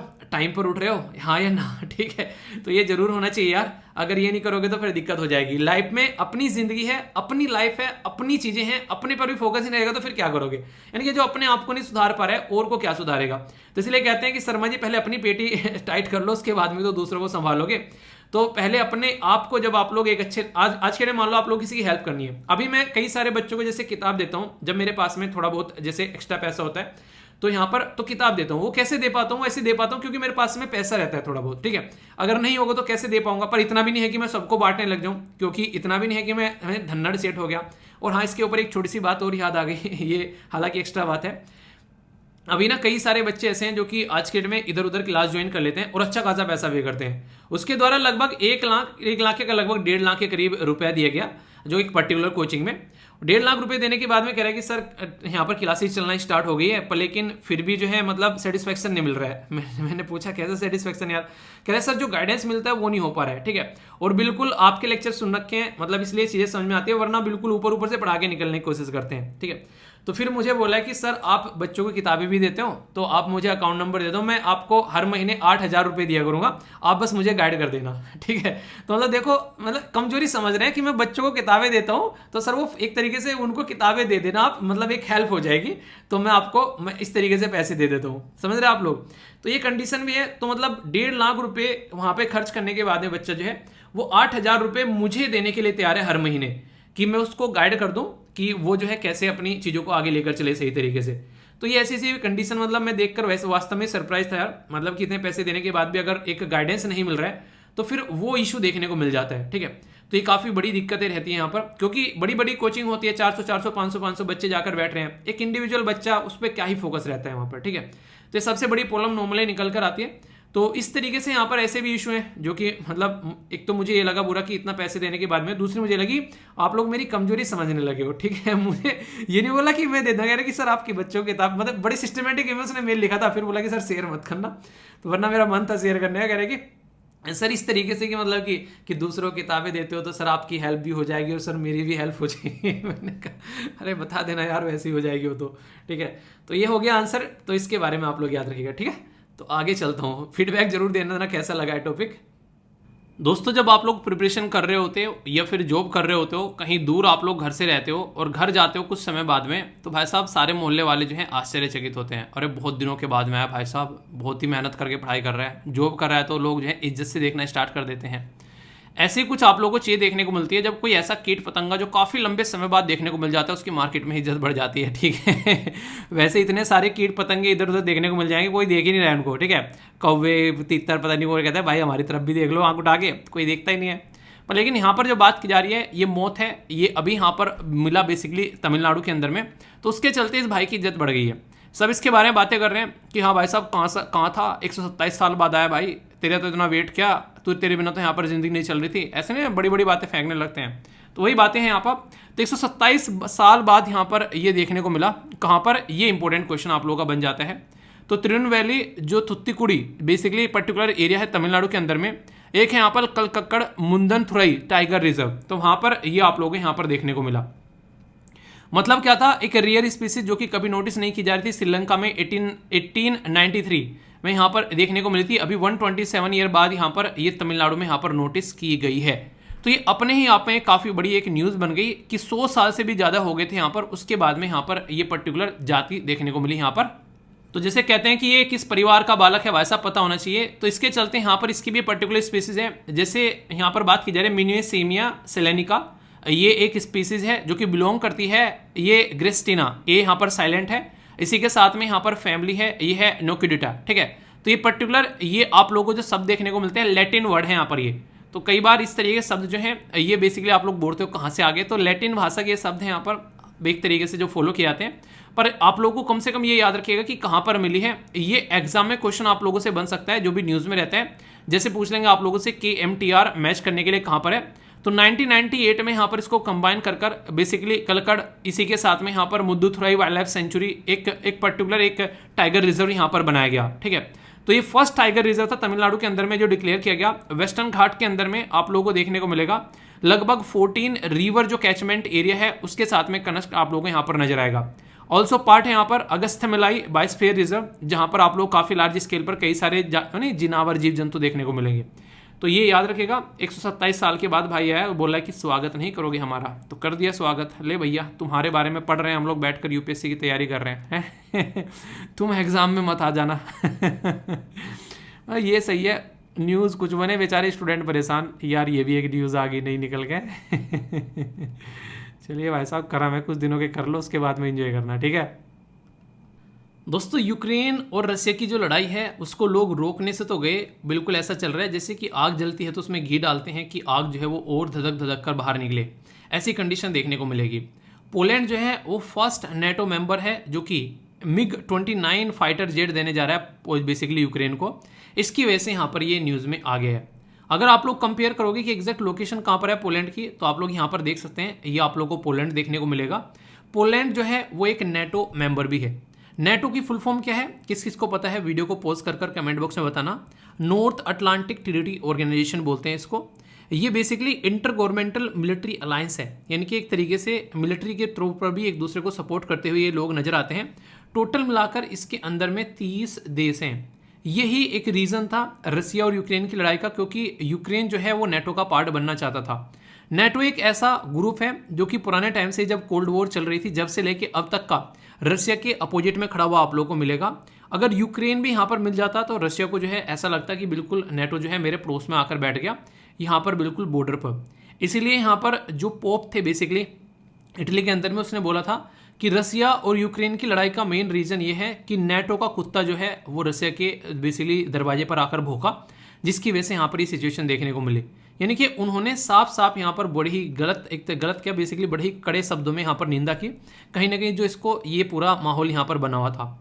4 अप्रैल 1949 में यहाँ पर नेटो का फाउंडेशन किया गया था Washington DC United state of America के अंदर में, और इसका हेडक्वार्टर आप लोगों को कहाँ पर देखने को मिलेगा, ब्रसेल्स। ब्रसेल्स कहाँ पर है किस देश के अंदर में है ये आप लोगों को बताना है। इसके अंदर में टोटल मिलाकर मैंने बताया 30 मेंबर हैं, जिसमें से 28 मेंबर जो हैं वो यूरोपियन यूनियन का पार्ट है और बाकी बेसिकली यूरोपियन कंट्री हैं। बाकी 2 जो हैं वो है बेसिकली नॉर्थ अमेरिका, एक हो गया कनाडा और दूसरा हो गया USA। तो ये सारे के सारे मिलकर इनकी ये ट्रीटी है। अगर किसी को भी एक देश को किसी ने हाथ लगा दिया तो सारे के सारे देश जो हैं उस पर टूट पड़ेंगे। इसलिए नेटो का पार्ट बनना एक तरीके से कई सारे देश जो है सौभाग्य का रीज़न मानते हैं, क्योंकि उनकी तरफ को कोई भी आंख उठाकर नहीं देख सकता है। अब नेटो मेंबर अगर यहाँ पर दे रहा है, कल को चलकर कोई भी बोले कि यहाँ पर पोलैंड के ऊपर अगर रसिया कुछ एक्शन लेगा तो सारे के सारे नेटो मेंबर जो हैं वो एकदम तैयार हो जाएंगे। तो ये खतरनाक सिचुएशन आप लोग यहाँ पर देख सकते हो। तो इसके चलते ये पूरा माहौल यहाँ पर बिगड़ा हुआ है। आप लोग बोल सकते हो कि कहीं ना कहीं आज की डेट में ये जो लड़ाई चल रही है ये नेटो मेंबर की वजह से ये कंटिन्यूस चल रही है, वरना अब तक ये बंद होनी चाहिए थी। ठीक है, ये कंडीशन है यहाँ पर। चाइना जो है वो कह रहा है कि रसिया और यूक्रेन के बीच में बेसिकली बात होनी चाहिए, पीस होनी चाहिए आगे, पर लेकिन रियलिटी में जो पड़ोसी हैं वो चाह नहीं रहे हैं कि पीस हो, क्योंकि कहीं ना कहीं चाइना भी इस चीज़ से बहुत ही ज़्यादा फायदेमंद हो रहा है।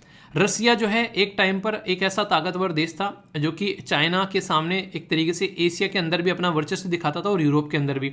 पर लेकिन आज की डेट में जैसा जैसा माहौल बनता जा रहा है, रसिया की खस्ता हालत होती जा रही है और रसिया चाइना का एक सबॉर्डिनेट अलाइज की तरीके से यहाँ पर बनता जा रहा है, जिसके चलते मैक्सिमम लोग जो हैं ये देख रहे हैं कि क्या रसिया जो है वो एक तरीके से चाइना का सबॉर्डिनेट पार्ट बन जाएगा आने वाले टाइम में, अगर यही सिचुएशन चलती रही तो कहीं ना कहीं आप लोग बोल सकते हैं कि यूएसए की जो हरकतें हैं वो रसिया को और ज़्यादा चाइना के करीब लेकर जा रहा है। और बहुत सारा ग्रुप है, जैसे कि इसी के साथ में ईरान आप लोग देख सकते हैं, वो भी यहाँ पर इसी कंडीशन में हुआ।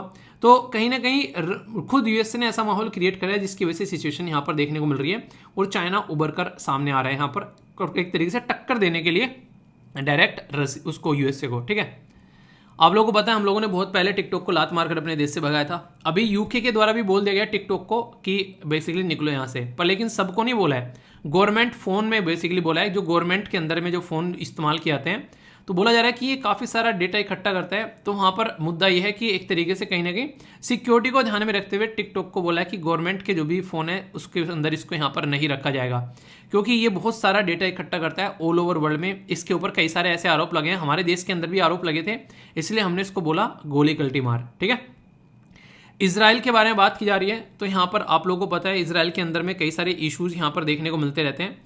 तो फिलहाल के टाइम पर यहाँ पर जो प्राइम मिनिस्टर है वो है बेंजामिन नेतन्याहू। ठीक है, तो यहाँ पर कई सारी चीज़ें आप लोगों के सामने नजर आती हैं निकल कर बार बार कि बहुत जल्दी यहाँ पर पॉलिटिकल सिस्टम का जो एस्टेब्लिशमेंट है वो काफ़ी वीक है अगर ढंग से देखोगे तो। कुछ रिफॉर्म के बारे में यहाँ पर बात की जा रही थी, तो उन रिफॉर्म को बेसिकली कॉम्प्रोमाइज़ किया जा रहा है, उस तरीके से इंप्लीमेंट नहीं किया जा रहा है, तो इसकी वजह से लोग प्रोटेस्ट यहाँ पर कर रहे हैं। तो एक छोटा सा आइडिया बस याद रखिएगा, यहाँ पर एग्जैक्ट लोकेशन इजराइल की कहाँ पर है, वहाँ से कई बार क्वेश्चन आप लोगों से पूछे जाते हैं। मेडिटेरेनियन सी के अंदर में आप लोगों को यहाँ पर एक कंट्री देखने को मिलेगी जो कि लैंडलॉक कंट्री नहीं है, तो ये कई बार आप लोगों से डायरेक्ट क्वेश्चन यहाँ से बन जाता है। ठीक है, तो एटलीस्ट हल्का सा आइडिया आप लोग रख सकते हैं। दोस्तों, एजुकेशन एक ऐसा हथियार है जिसके बेस पर इस दुनिया में किसी भी ऐसी कुरीति को जड़ से उखाड़ कर फेंका जा सकता है बिना खून की एक बूंद बहे हुए। तो इसलिए एजुकेशन को हमेशा सपोर्ट करने की कोशिश की जाती है। अलग अलग टाइम में अगर आप लोग देखोगे हिस्ट्री उठाकर, हमारे देश में राइट टू एजुकेशन करके एक एक्ट भी लाया गया 2009 में, ताकि कंपलसरी सब्जेक्ट कम से कम बच्चों को एटलीस्ट इतना बताया जाए कि उनकी ज़िंदगी जो है बेटर देन बिफोर हो जाए, अब आगे उनकी ज़िंदगी सही डायरेक्शन में चलती हुई नजर आए। आप लोगों से डिस्कस किया था बार काउंसिल ऑफ इंडिया के बारे में। उसी बार काउंसिल ऑफ इंडिया ने अभी दिल्ली हाई कोर्ट को बोला है कि वो इस मैटर में अभी देख रहे हैं कि राइट टू एजुकेशन जो कि फ्री एंड कंपलसरी एजुकेशन होती है उसको किस तरीके से प्रोवाइड कराना है all low school with reasonable time. मतलब क्या इसका एक मूवी थी मैडम करके, आप में से किस किस ने देखी है? साउथ इंडिया की मूवी है, बड़ी प्यारी मूवी है, शायद आप में से काफ़ी सभी फैमिली मेम्बर्स ने देखी होगी। बताइए किस किस ने देखी है? उस मूवी में वो पहले आर्मी में रहती हैं, फिर उसके बाद में वॉलंटरी रिटायरमेंट लेती हैं। वॉलंटरी रिटायरमेंट मतलब अपने आप खुद से अपनी मर्जी से रिटायरमेंट लेती है और फिर वो एजुकेशन में काम करना पसंद करती हैं कि बच्चों के लिए एजुकेशन प्रोवाइड कराई जाएगी, उसमें वो काम करना स्टार्ट कर देती है। तो एजुकेशन को इतना फोकस क्यों दिया जाता है? एपीजे अब्दुल कलाम सर जो हैं पहले प्रेसिडेंट रहे, पहले उससे पहले तो साइंटिस्ट रहे, फिर प्रेसिडेंट रहे, उसके बाद में वो एक टीचर बन गए। कोई भी महान पर्सनैलिटी का नाम आप लोग उठा लो, at the end of the day वो टीचिंग सेक्टर में आ जाते हैं। क्यों? क्योंकि टीचिंग सेक्टर एक ऐसा सेक्टर है जहाँ पर हम लोग फ्यूचर बना पाते हैं, जहाँ पर हम लोग अपने देश को आगे लेकर चल पाते हैं, जहाँ पर हम लोग हर सेक्टर में काम कर पाते हैं। यानी कि अगर एक टीचर बच्चों को पढ़ा रहा है तो इसका मतलब ये नहीं कि वो पर्टिकुलर बच्चे को पढ़ा रहा है, इसका मतलब है कि वो देश के अलग अलग एरिया में अपना कंट्रीब्यूशन दे रहा है।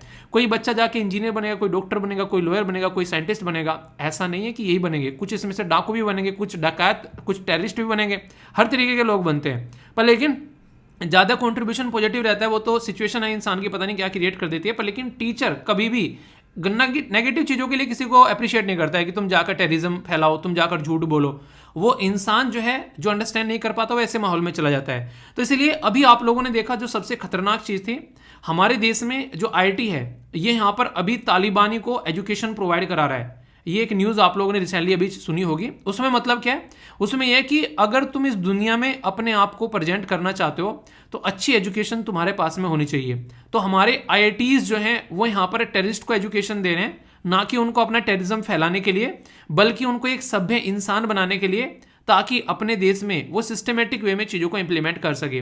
तो ये इंडिया की सॉफ्ट पॉलिसी की कैटेगरी में आता है, जो कि आप लोग यहाँ पर समझ सकते हैं। तो एजुकेशन हो गया, कल्चर टू कल्चर टाइज हो गया दूसरे देश के साथ में, लोगों का कनेक्शन हो गया, हम उनके साथ में क्रिकेट खेल रहे हैं, हमारी मूवीज़ वहाँ पर चल रही हैं, ये एक तरीके से सॉफ्ट टाइज होती है।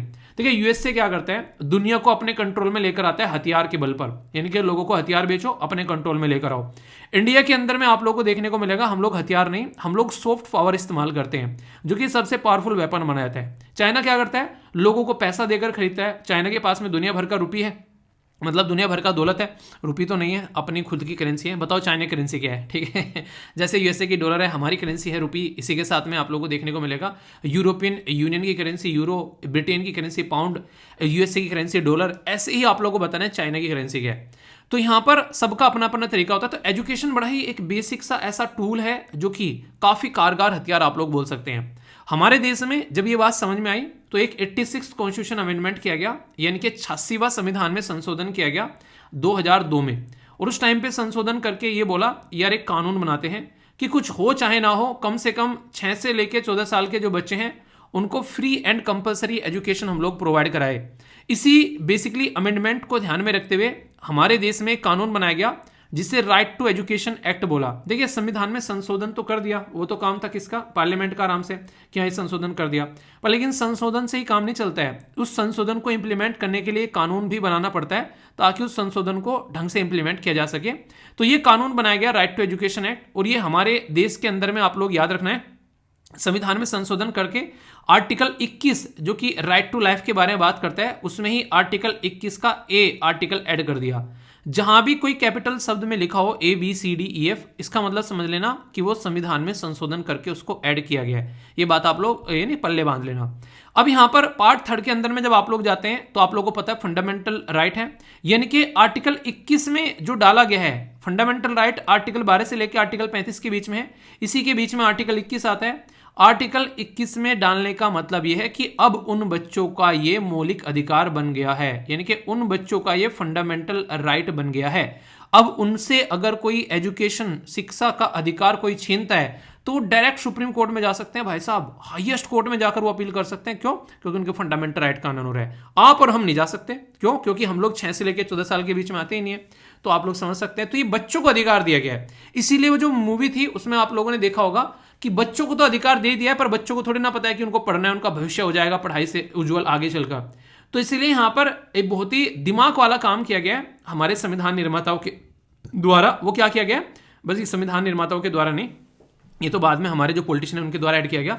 उसमें एक फंडामेंटल ड्यूटी भी ऐड कर दी, यानी कि अगर बच्चों को स्कूल में भेजना हो तो यहां पर माता पिता की ड्यूटी होनी चाहिए। तो माता पिता की ड्यूटी लगा दी, एक फंडामेंटल ड्यूटी ऐड कर दी 11वीं, जिसमें पेरेंट्स की रेस्पॉन्सिबिलिटी है कि उनको स्कूल में भेजें, क्योंकि बच्चों को थोड़ी ना पता है उस टाइम पर, वो तो मजे करेंगे, उनको तो वैसे ही स्कूल में जाने से डर लगता है, तो वो वाला माहौल रहता है। तो यहां पर माता पिता की रेस्पॉन्सिबिलिटी बना दी, संविधान के अंदर में ड्यूटी बना दी कि आप लोगों को बच्चों को जो है वो एजुकेशन लेने के लिए यहां पर भेजना है। तो ये काफी इंपॉर्टेंट है राइट टू एजुकेशन। तो इसी राइट टू एजुकेशन को यहां पर अभी बात की जा रही है कि जो भी लॉ के कॉलेज है हमारे देश के अंदर में, तो उनके अंदर भी इसको ढंग से इंप्लीमेंट किया जाएगा, वो भी एक उचित समय के अंदर अंदर।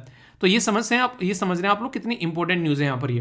तो याद रखिएगा 86 कॉन्स्टिट्यूशन अमेंडमेंट के बारे में बात की गई, आर्टिकल 21 के बारे में बात की गई, जो कि 2009 में एक कानून पास कर लाया गया 6 से लेकर 14 साल के बच्चों के लिए है, अगर बच्चा नॉर्मल हो।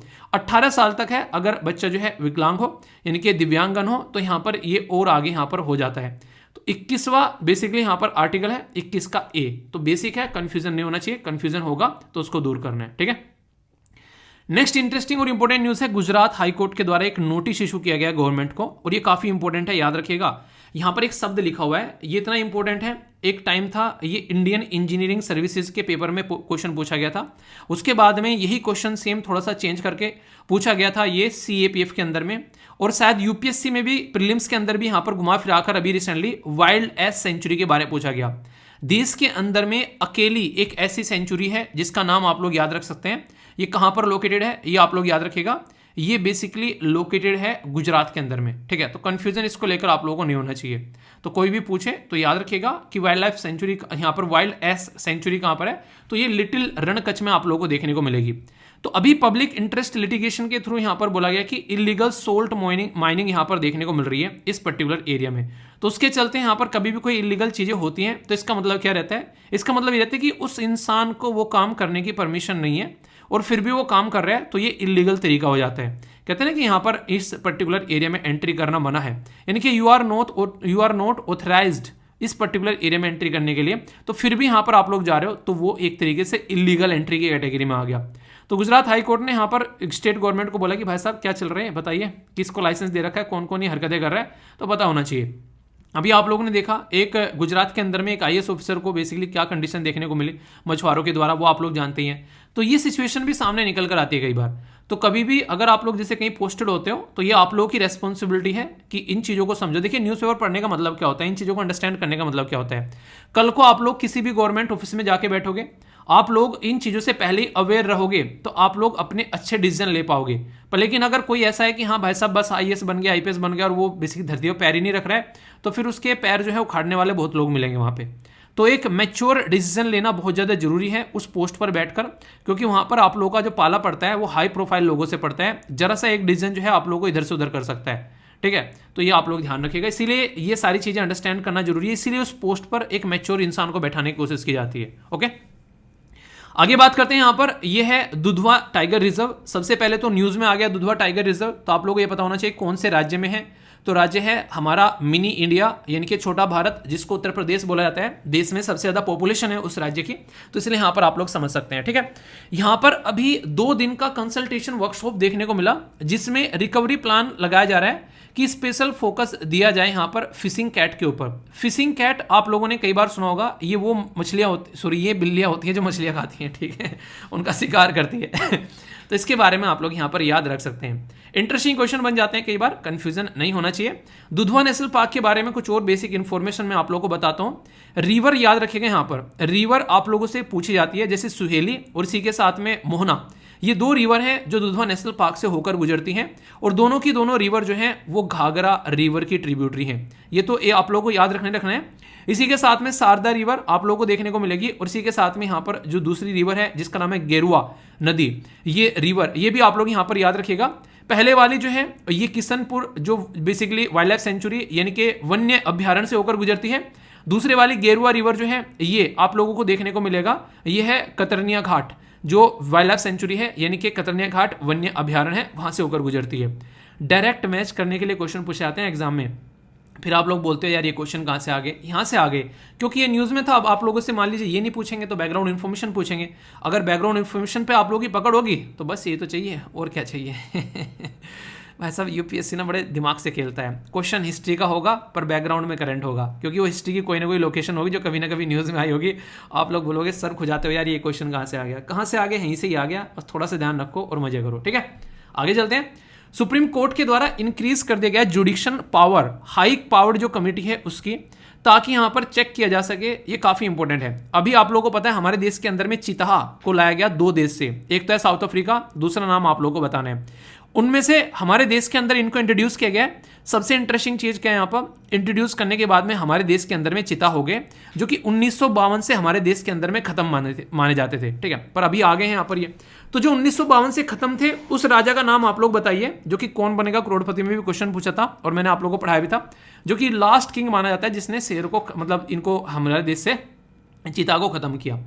इंपॉर्टेंट क्या है, इंपॉर्टेंट यहाँ पर यह है कि अभी हम लोग कैसे इंपोर्ट कर रहे हैं, कैसे ट्रांसफर कर रहे हैं, कैसे प्रोक्योर कर रहे हैं, कैसे रेस्क्यू कर रहे हैं, कैसे रिहेबिलेट कर रहे हैं वाइल्ड लाइफ एनिमल, इंक्लूडिंग जो कैप्टिव है अक्रॉस द देश, यानी कि अक्रॉस द कंट्री जहां पर भी इनको रखा जा रहा है, तो उनके ऊपर ध्यान देने की जरूरत है। इंपॉर्टेंट मुद्दा क्या है, अभी कई सारी ऐसी खबर निकल कर आई कि जो भी हम लोग ये चीता यहाँ पर लेकर आ रहे हैं, ये भाई साहब उनकी कंडीशन जो है खस्ता हो रही है। ये माना जा रहा है कि उनको खाने के लिए यहाँ पर उतना माल पानी है ही नहीं है जितना उनको सर्वाइवल के लिए चाहिए, तो यहाँ पर ये भूखे मरने के चांसेस उनके होने वाले हैं। ये बातें यहाँ पर बोली जा रही है, तो ये अपने ही आप में काफ़ी एक बड़ी बात है। इसकी वजह से इंटरनेशनल लेवल पर न्यूज़ बन सकती है कल को चलकर, अगर किसी भी चीता की यहाँ पर डेथ होती है और फिर कोई भी यहाँ पर इस तरीके से अपने देश में से किसी भी एनिमल को किसी को भी नहीं देगा, अगर ऐसी सिचुएशन यहाँ पर बनी रही तो ये इंपॉर्टेंट मुद्दा है, ठीक है। 21% जो गांव की पॉपुलेशन है, यानी कि जो गांव में लोग, यानी कि जो जनता रहते हैं, उनके पास में टॉयलेट ही नहीं है। ये इसीलिए ओपन डेफिकेशन फ्री, आप लोगों को जो बात करते हैं ना ओपन डेफिकेशन फ्री सोसाइटी, वो कैसे ओपन डेफिकेशन हो पाएगी, यानी कि खुले में शौच करना लोग कैसे बंद करेंगे जब उनके पास में घर में टॉयलेट ही नहीं है। तो ये खुद गवर्नमेंट के सर्वे में सामने निकल कर आया, यानी कि गवर्नमेंट ने खुद एक सर्वे कराया, उसमें डेटा सामने निकल कर आया कि ये सिचुएशन है देश के अंदर में कई सारे एरिया में, इसके ऊपर काम करना जरूरी है। तो ये इसलिए यहाँ पर न्यूज़ में आ गया था। ये मैंने आप लोगों से पढ़ाया था। इसमें इसमें क्यों डाला है फिर ये आप लोगों के लिए न्यूज़ इसलिए डाला है ताकि आप लोगों से क्वेश्चन पूछ सको। मैंने डिस्कस किया था कि बार काउंसिल ऑफ इंडिया ने ओपन की है प्रैक्टिस इंडिया में फॉरेन लॉयर के लिए। तो यहाँ पर ये आप लोगों को ये बताना है कि किस पर्टिकुलर कानून यानी कि एक्ट के तहत इसको अलाउ किया जाता है, और वो एक्ट किस ईयर का है ये भी आप लोगों को बताना है। तो बेसिक इन्फॉर्मेशन है पर इंपॉर्टेंट है और इंटरेस्टिंग है, क्वेश्चन का आंसर देना है, जिससे कि मुझे भी अच्छा लगता है जब आप लोग पार्टिसिपेट करते हो। तो शर्माना नहीं है, ठीक है। उन्हें जिसने करे श्रम उसके फुटे, हाँ बिल्कुल करम। ओके इंटरेस्टिंग चीज़ देख रहे हो आज आप लोग, थोड़ा सा कुछ चेंज आप लोगों को नजर आ रहा होगा क्या। पहले यहाँ पर हम लोगों ने चीज़ें देखी, ये पॉलिटी की न्यूज़ थी, ठीक है। यहाँ पर हम लोगों ने नेशनल लेवल की न्यूज़ देखी, ठीक है। इसी तरीके से अब आप लोग यहाँ पर जो देखोगे ये डिफेंस से रिलेटेड न्यूज़ है आप लोगों के सामने, ठीक है। तो पर्टिकुलर सेक्शन भी इस तरीके से आप लोग देख सकते हैं। तो कई बार डायरेक्ट क्वेश्चन बनते हैं, जैसे अभी हम लोग बात करें, ये इंटरेस्टिंग न्यूज़ है, defence research and development organisation. जैसे देश में कोई भी डेवलपमेंट का काम होता है अगर सिविलियन एरिया के लिए यानी कि आम जनता के फायदे के लिए, तो वहां पर होता है इसरो के द्वारा काम। पर लेकिन अगर मिसाइल लड़ाई लड़ाकू वाले काम सारे करेगा तो वो करेगा डीआरडीओ। तो इसरो और डीआरडीओ में यही फर्क है। नॉर्मली डीआरडीओ जो है वो डिफेंस के लिए जाता है, इसरो जो सिविलियन के लिए जाता है। पर ऐसा नहीं कि इसरो जो है डिफेंस के लिए काम नहीं करेगा। क्यों? क्योंकि सैटेलाइट वगैरह जो भी छोड़े जाएंगे इसरो उनको बेसिकली डिफेंस के लिए भी इस्तेमाल किए जाते हैं वो, ठीक है। तो डिफेंस जो है हमारे देश के अंदर में, जिसको डीआरडीओ बोलते हैं, defence research and development organisation, उसके द्वारा अभी यहाँ पर क्या किया गया है, एक तरीके से यहाँ पर पावर टेक ऑफ किया गया है किसका, लाइट कॉम्बैक्ट एयरक्राफ्ट जिसका नाम है तेजस। ये लिमिटेड सीरीज प्रोडक्शन है हमारे देश के अंदर में, बेंगलुरु के अंदर देखने को मिला। सबसे इंटरेस्टिंग चीज क्या है जो इसके अंदर जो स्टेटमेंट देकर पूछी जा सकती है, याद रखेगा।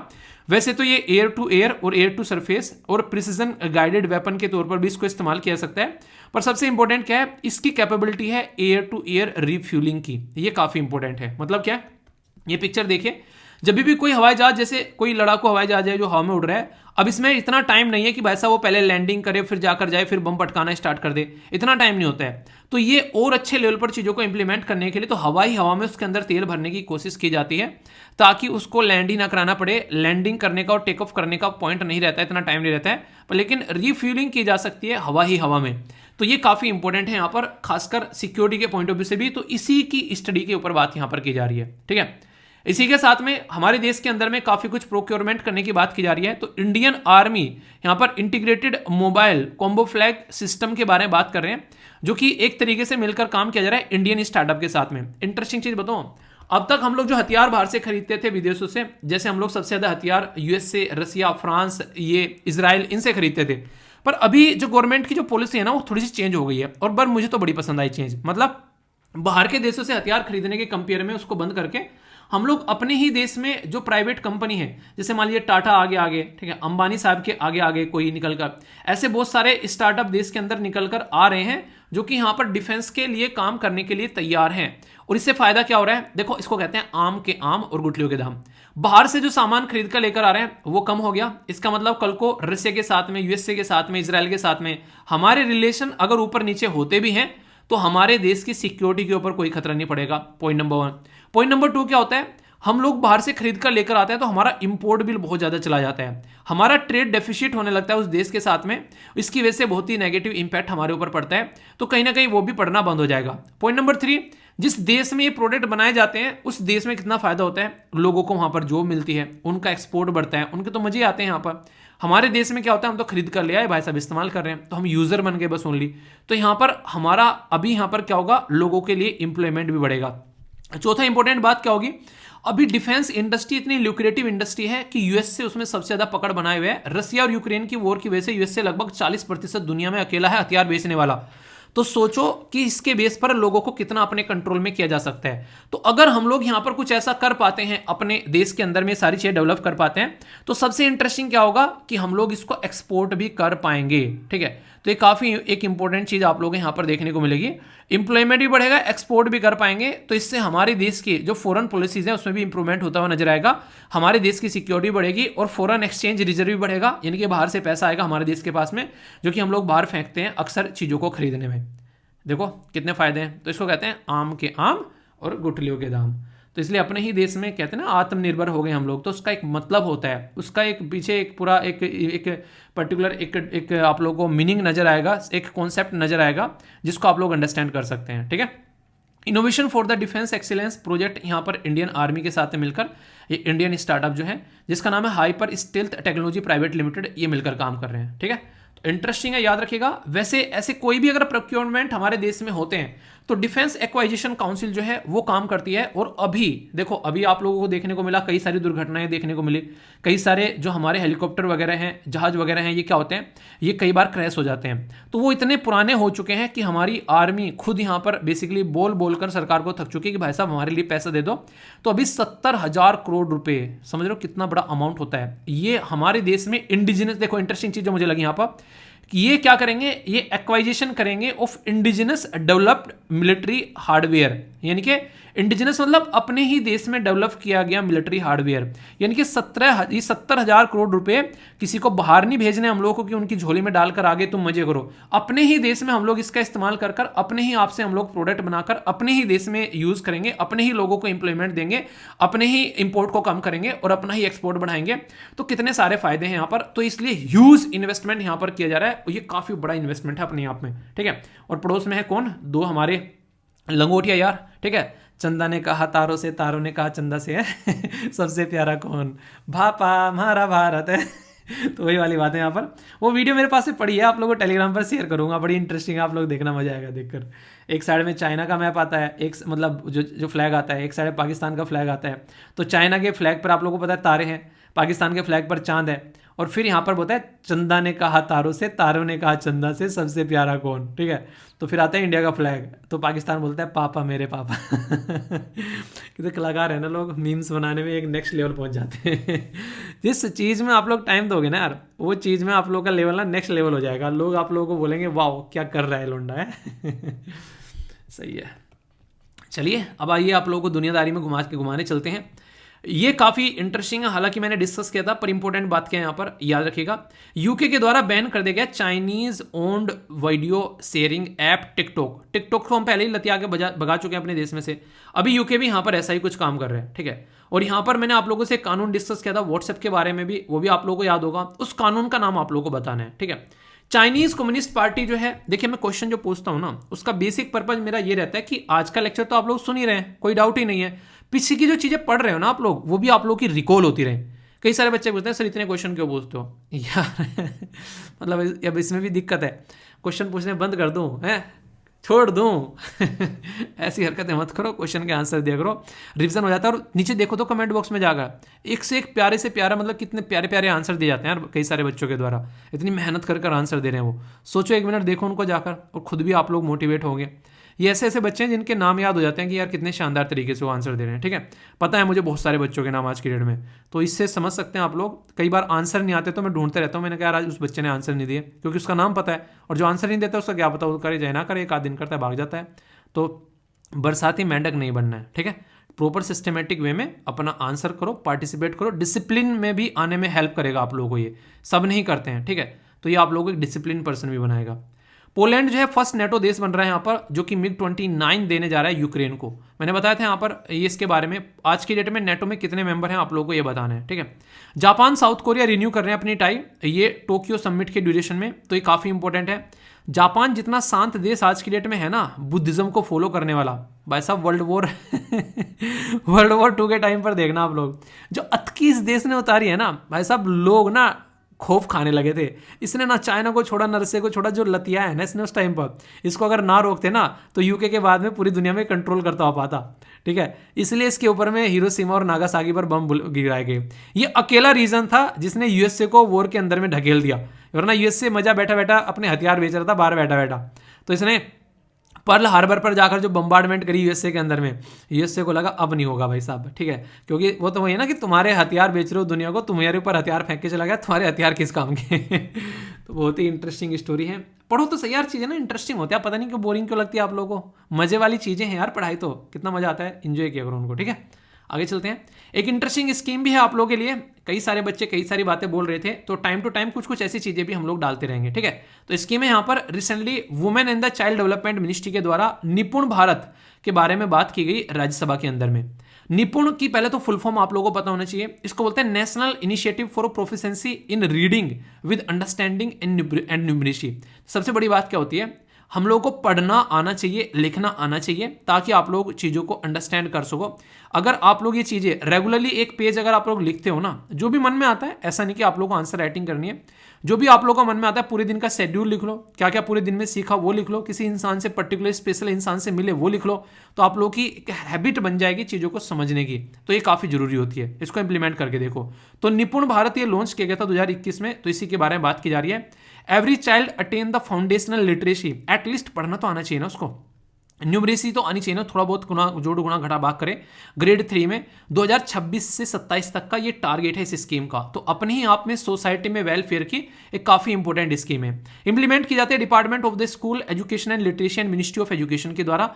तो डायरेक्ट क्वेश्चन आप लोगों से यहाँ पे बन सकता है। तो डायरेक्ट क्वेश्चन जब बने तो इस तरीके से स्कीम का क्वेश्चन पूछा जा सकता है आप लोगों से, तो कंफ्यूजियाना नहीं है, इसको याद रखिएगा। एक और इंपॉर्टेंट बात, हर एक आर्टिकल हिंदी और इंग्लिश में भी आप लोगों के लिए है। देखिए इन चीज़ों में बहुत मेहनत लगती है, ये आसान काम नहीं है। तो इनको आप लोग बेसिकली, जिन बच्चों को लग रहा है ना कि एक तरीके से कि सर पीडीएफ नहीं मिलती है, कहाँ पे मिलती है, कई सारे ढूंढते रहते हैं, ऐप पर भी मिलती हैं और टेलीग्राम पर भी मिलती हैं। एक बच्चा कह रहा है सर दोनों को अलग अलग कर दो, यार दोनों को एक जगह रखने में फ़ायदा पता है क्या है, कई सारे शब्द ऐसे होते हैं हिंदी में समझ में नहीं आते, इंग्लिश में समझ में नहीं आते। दोनों पीपीटी अगर एक जगह मर्ज हैं तो आप लोग आराम से दोनों को एंजॉय कर सकते हो। इसलिए यूपीएससी का पेपर देखा होगा, हिंदी और इंग्लिश दोनों साथ में आते हैं उसके अंदर, ताकि आप लोग चीज़ों को अंडरस्टैंड कर सको। ठीक है, तो जो चल रहा है एंजॉय करो। ओके, इंडियन प्रीमियर लीग जिसको आप लोग आईपीएल बोलते हैं, उसने बड़ा ही एक इंपॉर्टेंट स्टेप उठाया यहाँ पर। आप लोगों को पता है इतने सारे प्लेयर्स हैं, उनको खरीदा जाता है, बहुत सारा स्टेप मेंबर होता है, सबकी सैलरी वगैरह जाती है। तो उसी से रिलेटेड यहाँ पर ये आर्टिकल निकलकर सामने आया है। इस आर्टिकल में क्या किया गया है, इस आर्टिकल में बात की जा रही है एक पर्टिकुलर बैंक के बारे में। ठीक है, तो इस बैंक के बारे में मैं आप लोगों से बात करूंगा, जिसके बारे में आप लोगों से क्वेश्चन भी पूछा सकता है कि इस पर्टिकुलर बैंक से किस पर्टिकुलर जो टीम के द्वारा अपना टाई अप किया गया है। तो याद रखिएगा, रॉयल चैलेंजर्स बेंगलुरु के द्वारा यहाँ पर, जिसको आरसीबी बोलते हैं, पार्टनरशिप की गई यहाँ पर इक्विताज, जो यहाँ पर इक्विताज स्मॉल फाइनेंस बैंक है, इसके साथ में क्या करेगा भाई साहब, ये काफ़ी कुछ करने वाला है, जैसे कि सैलरी जा रही है, अकाउंट्स, फॉरेक्स या फिर अदर रिलेटेड जो फाइनेंशियल सर्विसेज हैं, वो अब ये बैंक संभालेगा यहाँ पर, रॉयल चैलेंजर्स जो बेंगलुरु है उसके। तो ये कहने का मतलब यहाँ पर ये कि ये रेस्पॉन्सिबिलिटी लेगा, इसकी टेंशन लेने की जरूरत नहीं है। ठीक है, हिचके आने लगी, इतना याद मत किया करो यार, पढ़ लिया करो। है कहीं जा रहा हूँ क्या मैं, डेली लेक्चर तो ले रहा हूँ फिर भी याद करते हैं, गंदी बात। कितने क्यूट हो ना आप लोग। चलिए आगे चलते हैं। बात की जा रही है winner of the ICC player, ये मंथ अवार्ड यहाँ पर अभी फरवरी 2023 के लिए रिवील किया गया इंटरनेशनल काउंसिल, क्रिकेट काउंसिल के द्वारा। तो उसमें कुछ पर्सनों के नाम आप लोग यहाँ पर देखने को मिलेंगे। पहली तो महिला का नाम यहाँ पर दे रखा है इंटरनेशनल क्रिकेट काउंसिल के द्वारा, जो यहाँ पर पहले एक इंपॉर्टेंट पर्सनैलिटी का नाम आप लोग यहाँ पर याद रख सकते हैं। ठीक है, इनका नाम क्या है, इनका नाम है यहाँ पर एशले गार्डनर। ठीक है, तो एशले गार्डनर जो है ये ऑस्ट्रेलियन पर्सनैलिटी है, जिनको ये अवार्ड दिया गया वुमेन की कैटेगरी में। ठीक है, और इसी के साथ में हैरी बुक, ये इंग्लैंड के हैं, जिनको मेंस की कैटेगरी में दिया गया। तो कई बार आप लोगों से पर्सन इन न्यूज़ में जो क्वेश्चन बन जाते हैं, तो इसलिए आप लोगों के लिए इंपॉर्टेंट न्यूज़ हो जाती है। ठीक है, कंफ्यूजन नहीं है, एंजॉय करते रहो, जहां पर डाउट है तो पूछ लिया करो। ठीक है, आप लोगों के सामने दोस्तों कौन बनेगा छोटू करोड़पति। ठीक है, एक बच्चा कह रहा है कि सर जब बोलते कौन बनेगा छोटू करोड़पति, तो फीलिंग आती है जैसे कि कौन बनेगा करोड़पति देख रहे हैं। पैसे तो नहीं मिलते पर सर मजा बहुत आता है। पैसे नहीं मिलेंगे यहाँ से, ऐसा काम आप लोगों को ऐसा कुछ मिलेगा कि जिंदगी भर पैसे मिलते रहेंगे। ठीक है, पढ़ के जॉब मिलेगी तो जिंदगी भर पैसे मिलेंगे फिर। ठीक है, अभी थोड़े से पैसों के लिए परेशान मत हो। बात करते हैं, which of the following is the world first ever radio platform powered by the artificial intelligence. तो रेडियो सिटी, रेडियो वन, विविध भारती या फिर रेडियो जीपीटी। सही आंसर क्या है ये आप लोगों को बताना है। आगे चलते हैं, बात की जा रही है कौन सा फील्ड एसोसिएटेड है यहाँ पर, किसके द्वारा, यहाँ पर टोरिनो स्केल के साथ में यहाँ पर कौन सा कनेक्टेड है, यानी कि किसके द्वारा यहाँ पर नापा जाता है। तो अर्थ साइंस, स्पेस, बायोकेमिस्ट्री या फिर माइक्रोबायोलॉजी। आप लोगों को क्या लगता है, जैसे कि अगर सुनने से क्या लगता है, क्या फीलिंग आ रही है, क्या होगा। ठीक है, बात की जा रही है कि यहाँ पर किसके द्वारा अभी यहाँ पर प्रेसिडेंसी होल्ड की गई संघाई कॉर्पोरेशन ऑर्गेनाइजेशन 2023 की। इंटरेस्टिंग क्वेश्चन है, इंडिया, उज्बेकिस्तान, कजाकिस्तान, चाइना। सही आंसर क्या आप लोगों के हिसाब से ये आप लोगों को बताना है। नेक्स्ट क्वेश्चन, बात की जा रही है सेफ हार्बर प्रिंसिपल के बारे में। तो ये एसोसिएटेड है कौन से एक्ट के साथ में, तो यहां पर बात की जा रही है हार्बर एक्ट 1964, इसी के साथ में पोर्ट अथॉरिटी एक्ट 1963, इसके साथ में safe port act 2006, the IT act 2000। ये क्वेश्चन इतना इंटरेस्टिंग है कि 99% लोग जो है वो इसको गलत करके आएंगे। नहीं यकीन आ रहा है तो आप लोग अटेम्प्ट करके देखो और जब आंसर बताऊंगा फिर मैच करना। चलो चैलेंज आप लोगों के लिए इसको। ठीक है, चैलेंज वर्ड सुन के हालांकि आप लोगों के माइंड में आ सकता है कि आंसर क्या होगा, चलो फिर भी लेट नहीं कहते एक तरीके से लेट मेक तुक्का तुक्का मारो जो भी है, जिसको नहीं भी होता है। देखते हैं क्या था आंसर। सी सेट का प्यारा सा इंटरेस्टिंग सा क्यूट सा क्वेश्चन है आप लोगों के सामने, इसको अटेम्प्ट करो। तब तक आप लोगों को टाइम देता हूं और तब तक हम लोग क्या करेंगे, बात करते हैं अपने यहां पर देखते हैं एक पर्टिकुलर प्लेस इन न्यूज या फिर इंपॉर्टेंट प्लेस या फिर ऐसा प्लेस जिससे क्वेश्चन आप लोगों से एग्जाम में पूछा जा सकता है। तो यहां पर बहुत सारी जो लेक हैं हम लोग वो कवर कर रहे हैं। तो यहां पर एक काफी इंपॉर्टेंट लेक के बारे में आप लोगों के सामने यहां पर बात की जा रही है, जिसका नाम है यहां पर कोसुपुर मियां। ठीक है, कोसुपुर मियां कम्युनिटी रिजर्व। तो ये आप लोगों को गुरदासपुर पंजाब के अंदर में यहां पर देखने को मिलेगा। ये first ever notified community reserve है इंडिया के अंदर में, जो कि वाइल्ड लाइफ प्रोटेक्शन एक्ट 1972 जो इसको अमेंडमेंट करके 2000 किया गया, उसके अंदर में आप लोगों को देखने को मिलेगा। ये जो इसकी एल्टीट्यूड है, जो यानी कि हाइट है, वो 245 से 250 मीटर के करीब आप लोगों को यहाँ पर देखने को मिलेगी। तो इसके बारे में यहाँ पर आप लोग याद रखते हैं। एरिया दे रखा है, कितना एरिया, इसके बारे में कुछ बेसिक चीजें हैं जो कि कंफ्यूजन में आप लोगों को नहीं होना चाहिए। और ये रामसर साइट की कैटेगरी में आप लोगों को यहाँ पर देखने को मिलता है। ठीक है, इंटरेस्टिंग है और इंपॉर्टेंट है, कंफ्यूजन नहीं होना चाहिए। कंफ्यूजन है तो उसको दूर करके और यहीं पर ही छोड़ के जाना। बाकी डेली आप लोगों को ये मैप दिखा देता हूं मैं, ताकि 2-4 मैप जो हैं आप लोगों की साइड जो है आप लोगों के माइंड में डेली घुसती रहें। तो ये इसका पर्पज है। ठीक है, आइए देखता हूं किस किस ने क्या क्या गुल खिलाए हैं। अपना स्कोर जरूर लिखा करो। ठीक है, सारे जो भी क्वेश्चन डिस्कस किए जाते हैं उसके बाद में स्कोर लिखा करो, और कौन बनेगा करोड़पति का तो जरूर लिखा करो। ठीक है, क्या बात की जा रही है, कौन ये काम कर सकता है। अभी आप लोगों ने देखा जो चैट जीपीटी है यहाँ पर बेसिकली ये भाई साहब यूपीएससी के पेपर में फेल हो गया। इससे आप लोग अंदाजा लगा सकते हैं कि यूपीएससी पेपर कैसा बनाता है। वो कहीं से भी किताबों से उठाते ही नहीं है, वो इस तरीके से क्वेश्चन बनाते हैं जो कि इंसान जो है खुद एनालिसिस करके उसका आंसर दे सकते हैं। आप लोगों की एनालिटिकल पावर, थिंकिंग कैपेबिलिटी, आप लोगों की प्रेशर झेलने की कैपेसिटी को चेक करता है ये। तो रेडियो चैट जीपीटी यहाँ पर ये एक पर्टिकुलर यहाँ पर सिस्टम है जो कि लॉन्च किया गया है। लोकल मीडिया कंपनी फ्यूचरी है बेसिकली के द्वारा लॉन्च किया गया है रेडियो चैट जीपीटी। वर्ल्ड का फर्स्ट एवर रेडियो प्लेटफॉर्म है जो कि आर्टिफिशियल इंटेलिजेंस के ऊपर यहाँ पर काम कर रहा है। रेडियो जो जीपीटी है यहाँ पर ये ट्रांसफॉर्म करेगा ब्रॉडकास्ट इंडस्ट्री को, ये बोला जा रहा है। सोचो यहाँ पर आप लोगों एक इंटरेस्टिंग चीज़ यहाँ पर ये है, दुनियादारी में क्या चल रहा है इसको बताने की जरूरत नहीं है। इंटरनेट से यहाँ पर चीज़ों को इस्तेमाल करेगा और उसके बारे में बैठकर जो है रेडियो चलाएगा। सोचो कि यहाँ पर एक तरीके से अगर ऐसे रोबोट बना दिए जाएं जिनको लोगों की जरूरत ही ना पड़े, यहाँ पर ऐसे सिस्टम के अंदर में पूरे दिन बैठ के लोगों का एंटरटेनमेंट कर रहे हैं। ठीक है, तो बहुत बड़े चेंजेस आने वाले आगे आने वाले टाइम में। अगर लोग जो हैं up to the mark update नहीं रहेंगे, बहुत पीछे छूट जाने वाले हैं। ठीक है, बात की जा रही है यहाँ पर किसके बारे में, ये है टोरिनो स्केल के बारे में। तो जो टोरिनो स्केल है यहाँ पर किससे रिलेटेड है, यहाँ पर ये तो डायरेक्ट क्वेश्चन आप लोगों के सामने। तो याद रखिएगा ये स्पेस साइंस से रिलेटेड है, टोरिनो स्केल। ठीक है, तो टोरिनो स्केल जो मेथड है ये कैटेगराइज करता है कि किस तरीके से जो एक तरीके से नियर अर्थ ऑब्जेक्ट है या फिर एस्ट्रॉयड, कोमेट वगैरह जैसे होते हैं उनके बारे में, तो उनसे रिलेटेड चीज़ों को पता लगाने में यहाँ पर। तो यहाँ पर ये एक ऐसा है कि स्पेस साइंस से, अंतरिक्ष से रिलेटेड यहाँ पर आप लोगों को सिस्टम देखने को मिलेगा। ठीक है, नेक्स्ट इंटरेस्टिंग क्वेश्चन आप लोगों के सामने, तो ये है हमारा प्यारा महान भारत। यहाँ पर आप लोगों को देखने को मिलेगा हमारे पास में प्रेसिडेंसी है, ऐसा लगता है आप पुनीची भगवान है। G20 भी हमारे ऊपर, हमारे पास में, संघाई कॉर्पोरेशन ऑर्गेनाइजेशन भी हमारे पास में है। अभी वर्ल्ड हॉकी जो कप आप लोगों को देखने को मिला उड़ीसा में, वो भी हम ही कर रहे हैं। देख कितना एक तरीके से मज़ा आ रहा है। ऐसे ही चलता रहना चाहिए। उज्बेक की अगर बात करें यहाँ पर, इसके बारे में याद रखिएगा, प्रेसिडेंसी जो है यहाँ पर अभी आप लोगों को देखने को मिल रही है, कंट्री होल्ड कर रही है। ठीक है, तो ये कुछ बेसिक चीज़ें हैं। इंडिया ने एज्यूम की है प्रेसिडेंसी यहाँ पर अभी रिसेंटली उज्बेकिस्तान से, उज्बेकिस्तान पे थी 2022 में, ये याद रखिएगा। ठीक है, तो ये यानी कि अभी हम इंडिया के हाथ में प्रेसिडेंसी आ गई है। ठीक है, तो क्वेश्चन डायरेक्ट बने तो कन्फ्यूज आना कतई नहीं है। आगे बात करते हैं, ये मैंने क्यों बोला था क्वेश्चन गलत करोगे, क्योंकि बात की रही है सेफ हार्बर प्रिंसिपल के बारे में। तो ये है IT एक्ट 2000 का, तो यहाँ से आप लोगों से क्वेश्चन गलत होने के चांसेस होते हैं। सेफ हार्बर प्रोविजन जो है वो दिया गया था सेक्शन 79 IT एक्ट के द्वारा। एक इंटरमीडिएटरी के चलते आप लोगों को देखने को मिलता है ना, थर्ड पार्टी जो होता है वो रेस्पॉन्सिबल होता है, कुछ भी अगर गलत होता है तो उसके चलते सेफ रखने की जरूरत है। सिर्फ फेसबुक हो गया, ट्विटर हो गया, थर्ड पार्टी है, इनके प्लेटफॉर्म पे क्या हो रहा है। ये लेक्चर आप लोग कहाँ देख रहे हैं, ये लेक्चर आप लोग यूट्यूब पर देख रहे हैं, फेसबुक पर अपलोड कर दूंगा तो फेसबुक पर देखेंगे, इसको टेलीग्राम पर अपलोड कर दूंगा तो टेलीग्राम पर देखेंगे, इसको व्हाट्सएप पर अपलोड कर देंगे तो व्हाट्सएप पर आप लोग देखेंगे डाउनलोड करके। तो ये क्या हो गया, ये एक तरीके से ये इंटरमीडिएटरी प्लेटफॉर्म है मेरे और आप लोगों के बीच में, मैं प्रोवाइड कराने वाला हूं, आप लोग बेसिकली उस चीज़ को देखने वाले हो। तो यहाँ पर उसके बीच में एक इंटरमीडिएटरी प्लेटफॉर्म है यहाँ पर, जिसके बारे में आप लोग याद रखते हैं।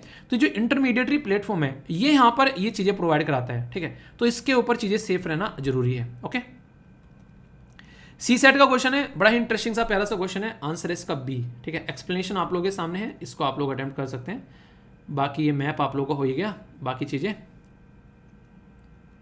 दोस्तों आइए अब आप लोगों को थोड़ा सा अंग्रेज बना देते हैं। यहाँ पर कुछ शब्द हैं जिनको आप लोगों को सेंटेंस में फॉर्म करना है। ये आप लोगों को हर एक एग्जाम में फ़ायदा पहुँचाएंगे, इवन आप लोगों की अंग्रेजी को भी इंप्रूव करने का काम करेंगे। तो एक एक शब्द देखते हैं। पहला शब्द है यहाँ पर स्कैंडलस। तो ये होता है अपमानपूर्ण, यानी कि एक तरीके से किसी चीज़ को डिसरेस्पेक्ट देना, डिसऑनर देना आप लोग बोल सकते हैं। किसी चीज़ को एक्सेप्ट ना करने वाली बात भी यहाँ पर आप लोग इसको बोल सकते हैं, ठीक है। वैसे इससे लज्जात्मक शब्द भी आप लोग यहाँ पर इस्तेमाल करते हैं। यहाँ पर इसको बेसिकली एक तरीके से यूज़ करते हुए या फिर बेइज्जती भी यहाँ पर बोलते हैं। तो इसके बारे में यहाँ पर बात की जा रही है। अगर कई बार क्वेश्चन आप लोगों से बने तो आप लोग देख सकते हैं एंटोनिम्स सिनोनिम्स भी आप लोगों के सामने यहाँ पर रहते हैं। तो कोई भी कंफ्यूजन आप लोगों को नहीं होना चाहिए। एक बच्चा ऐसा है जो कि 5 सेंटेंस बनाता है, एक बच्चा ऐसा है कि जो कि इनके ऊपर भी सेंटेंस बनाता है। अब ये आप लोगों के ऊपर डिपेंड करता है कि आप लोग कितने अच्छे से उस फैसिलिटी का इस्तेमाल करना चाहते हैं। देखिए सारी चीज़ें आप लोगों के सामने, हर एक बच्चे को यहाँ पर पढ़ाया जाता है। पर लेकिन कुछ बच्चे ऐसे हैं जो कि एक्स्ट्रा एफर्ट डालते हैं, कुछ बच्चे ऐसे हैं जिनको जो मिल रहा है बस वही करते हैं। तो आप लोग देखो कि आप लोग किस कैटेगरी में आते हो, क्योंकि eight the end of the day selection उसका होगा जो कि ढंग से चीज़ों को कवर करेगा। नेक्स्ट है यहाँ पर लिएजन। ये मतलब है मेल जोल करना, एक तरीके से किसी के साथ में अच्छा कोऑपरेशन करना, कॉन्टैक्ट करना, एसोसिएशन बनाना। तो ये आप लोगों को यहाँ पर नजर आएगा। मतलब एक तरीके से अच्छे तरीके से लोगों के साथ में संबंध स्थापित करना। आप लोगों ने देखा ना कि उसके इंसान के यार भाई साहब बड़े बड़े बड़े एक तरीके से कॉन्टैक्ट है, उसके सारे काम हो जाते हैं। तो ये कई बार आप लोगों ने सुना होगा भाईचारा बड़ा अच्छा है भाई साहब उस इंसान का, ठीक है। तो वो वाली बातें हैं। तो भाईचारे में कई सारे काम निपट जाते हैं इंसान के। तो अगर आप लोग उसको इंपॉर्टेंस देते हो तो अपनी जगह उसकी बहुत सारी इंपॉर्टेंस है, अगर इंपॉर्टेंस नहीं देते हो तो नहीं, फिर इंपॉर्टेंस नहीं है। यानी कि जैसा आप लोग मानोगे वैसी चीज़ें सही हैं। आप जैसे इंसान खुद होते हो वैसे इंसान आप लोगों के आसपास आप लोगों को देखने को मिलते हैं। सही यहाँ पर उदाहरण है यहाँ पर कोराल्ड। इसका मतलब है इकट्ठा करना, ठीक है, गैदर्ड करना। यानी कि एक तरीके से अगर आप लोगों का ग्रुप अच्छा है, दोस्त अच्छे हैं, सारे अच्छी अच्छी पोस्ट पर हैं, तो इसका मतलब आप लोग अच्छे तरीके से एक तरीके से ना साथ में मिलकर काम करते हैं। आप लोगों को पता चल जाता है किस तरीके का ग्रुप था। जैसा ग्रुप होगा वैसे ही आप लोगों को यहाँ पर चीज़ देखने को मिलेगी। जैसे अगर मैं बात करूँ, मेरे जितने यार दोस्त थे वो कहीं ना कहीं आज के डेट में पोस्टेड है, ठीक है। तो यहाँ से ये समझ में आता है कि यार ग्रुप अच्छा था, सारे पढ़ने वाले थे और मजे मस्ती भी करने वाले भी थे, बदमाश भी थे, कुछ ऐसे भी हैं जो जेल में भी गए थे। ठीक है। तो मतलब कंडीशन सब तरीके की थी। पर लेकिन सिचुएशन यहाँ पर यह है कि ऐसा नहीं कि मर्डर कर जेल पहुंच गए, होती है कई सारी गलतियां, उल्टी सीधी चीज़ें हो जाती हैं लोगों से। मेरे से मत पूछना, मैं नहीं गया था, ठीक है।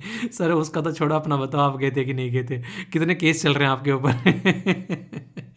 तो ऐसा कुछ नहीं है, ठीक है। मैं बड़ा सीधा साधा टाइप का बच्चा हूँ, ओके। और वैसे भी फौजी का लड़का हूँ भाई साहब। फौजी पता है खटिया खड़ी कर देंगे अगर ऐसा कुछ होगा तो। कहेंगे यहाँ देश की रक्षा कर रहे हैं, नाम रोशन कर रहे हैं, तुम यहाँ नाम दबा दो है। नेक्स्ट है यहाँ पर अक्रूवल। ये है एक तरीके से इसको बोलते हैं पर्दबन, ठीक है।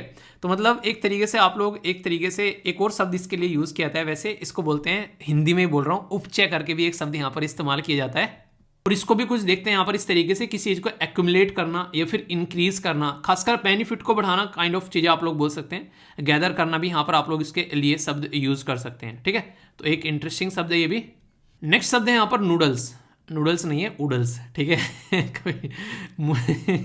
आप लोगों को उडल्स से, मुझे नूडल्स से एक चीज़ याद आ जाती है। जैसे नहीं बाहर रहते तो कई बार चलो मैगी वैगी बना लेते हैं, ठीक है भाई साहब। तुम मुझे मतलब मजाक मत उड़ाना बाद में, ठीक है, पहले ही बता रहा हूँ।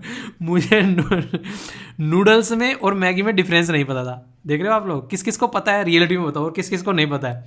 तो ऐसा था, मतलब खाते हैं सारे, कई सारे। तो मैं इसको ज़्यादा मतलब प्रेफर भी नहीं करता था। मुझे ऐसी चीज़ें ज़्यादा पसंद नहीं आती क्योंकि मुझे पता नहीं क्या खट्टी खट्टी डगारें आने लगती है खाने के बाद में।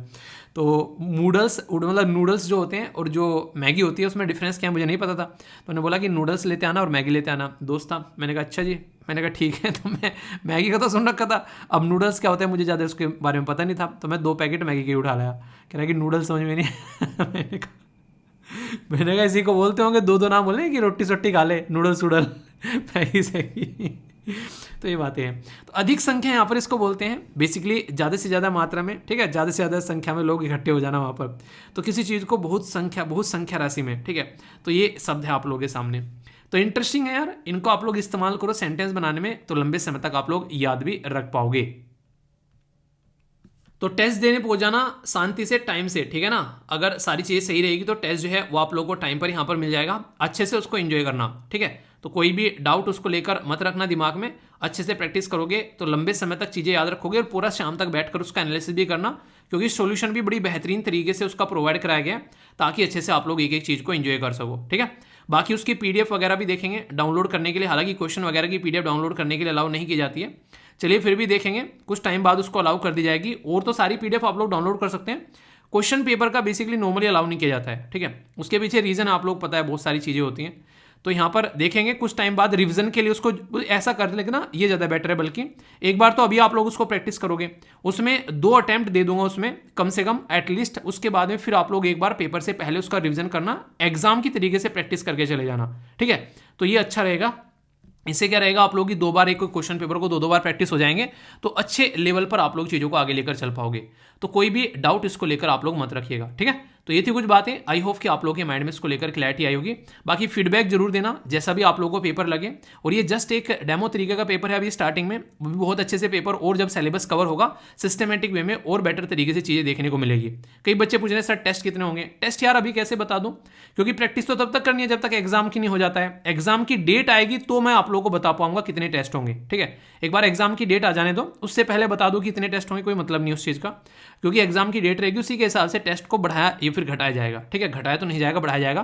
पर अगर पता चला जल्दी आ गई डेट तो फिर जितने टेस्ट कम हो पाएंगे उतने देखेंगे, ठीक है। तो अच्छे से आप लोग पढ़ाई करते रहिए, बाकी सारी चीज़ छोड़ दीजिए, वो मैं टेंशन मैं ले लूँगा, आप लोगों को बस पढ़ाई की टेंशन लेनी है, ठीक है। तो all the best to all of you, बाकी अच्छे से एंजॉय करिए, कोई भी डाउट हो तो पूछ लिया करें। नेक्स्ट वीडियो मिलता हूँ, तब तक अपना ध्यान रखिए। बड़ों को नमस्ते, छोटों को प्यार, छोटी सी लाइफ एंजॉय करा। मिलता हूँ नेक्स्ट वीडियो में, तब तक के लिए जय हिंद।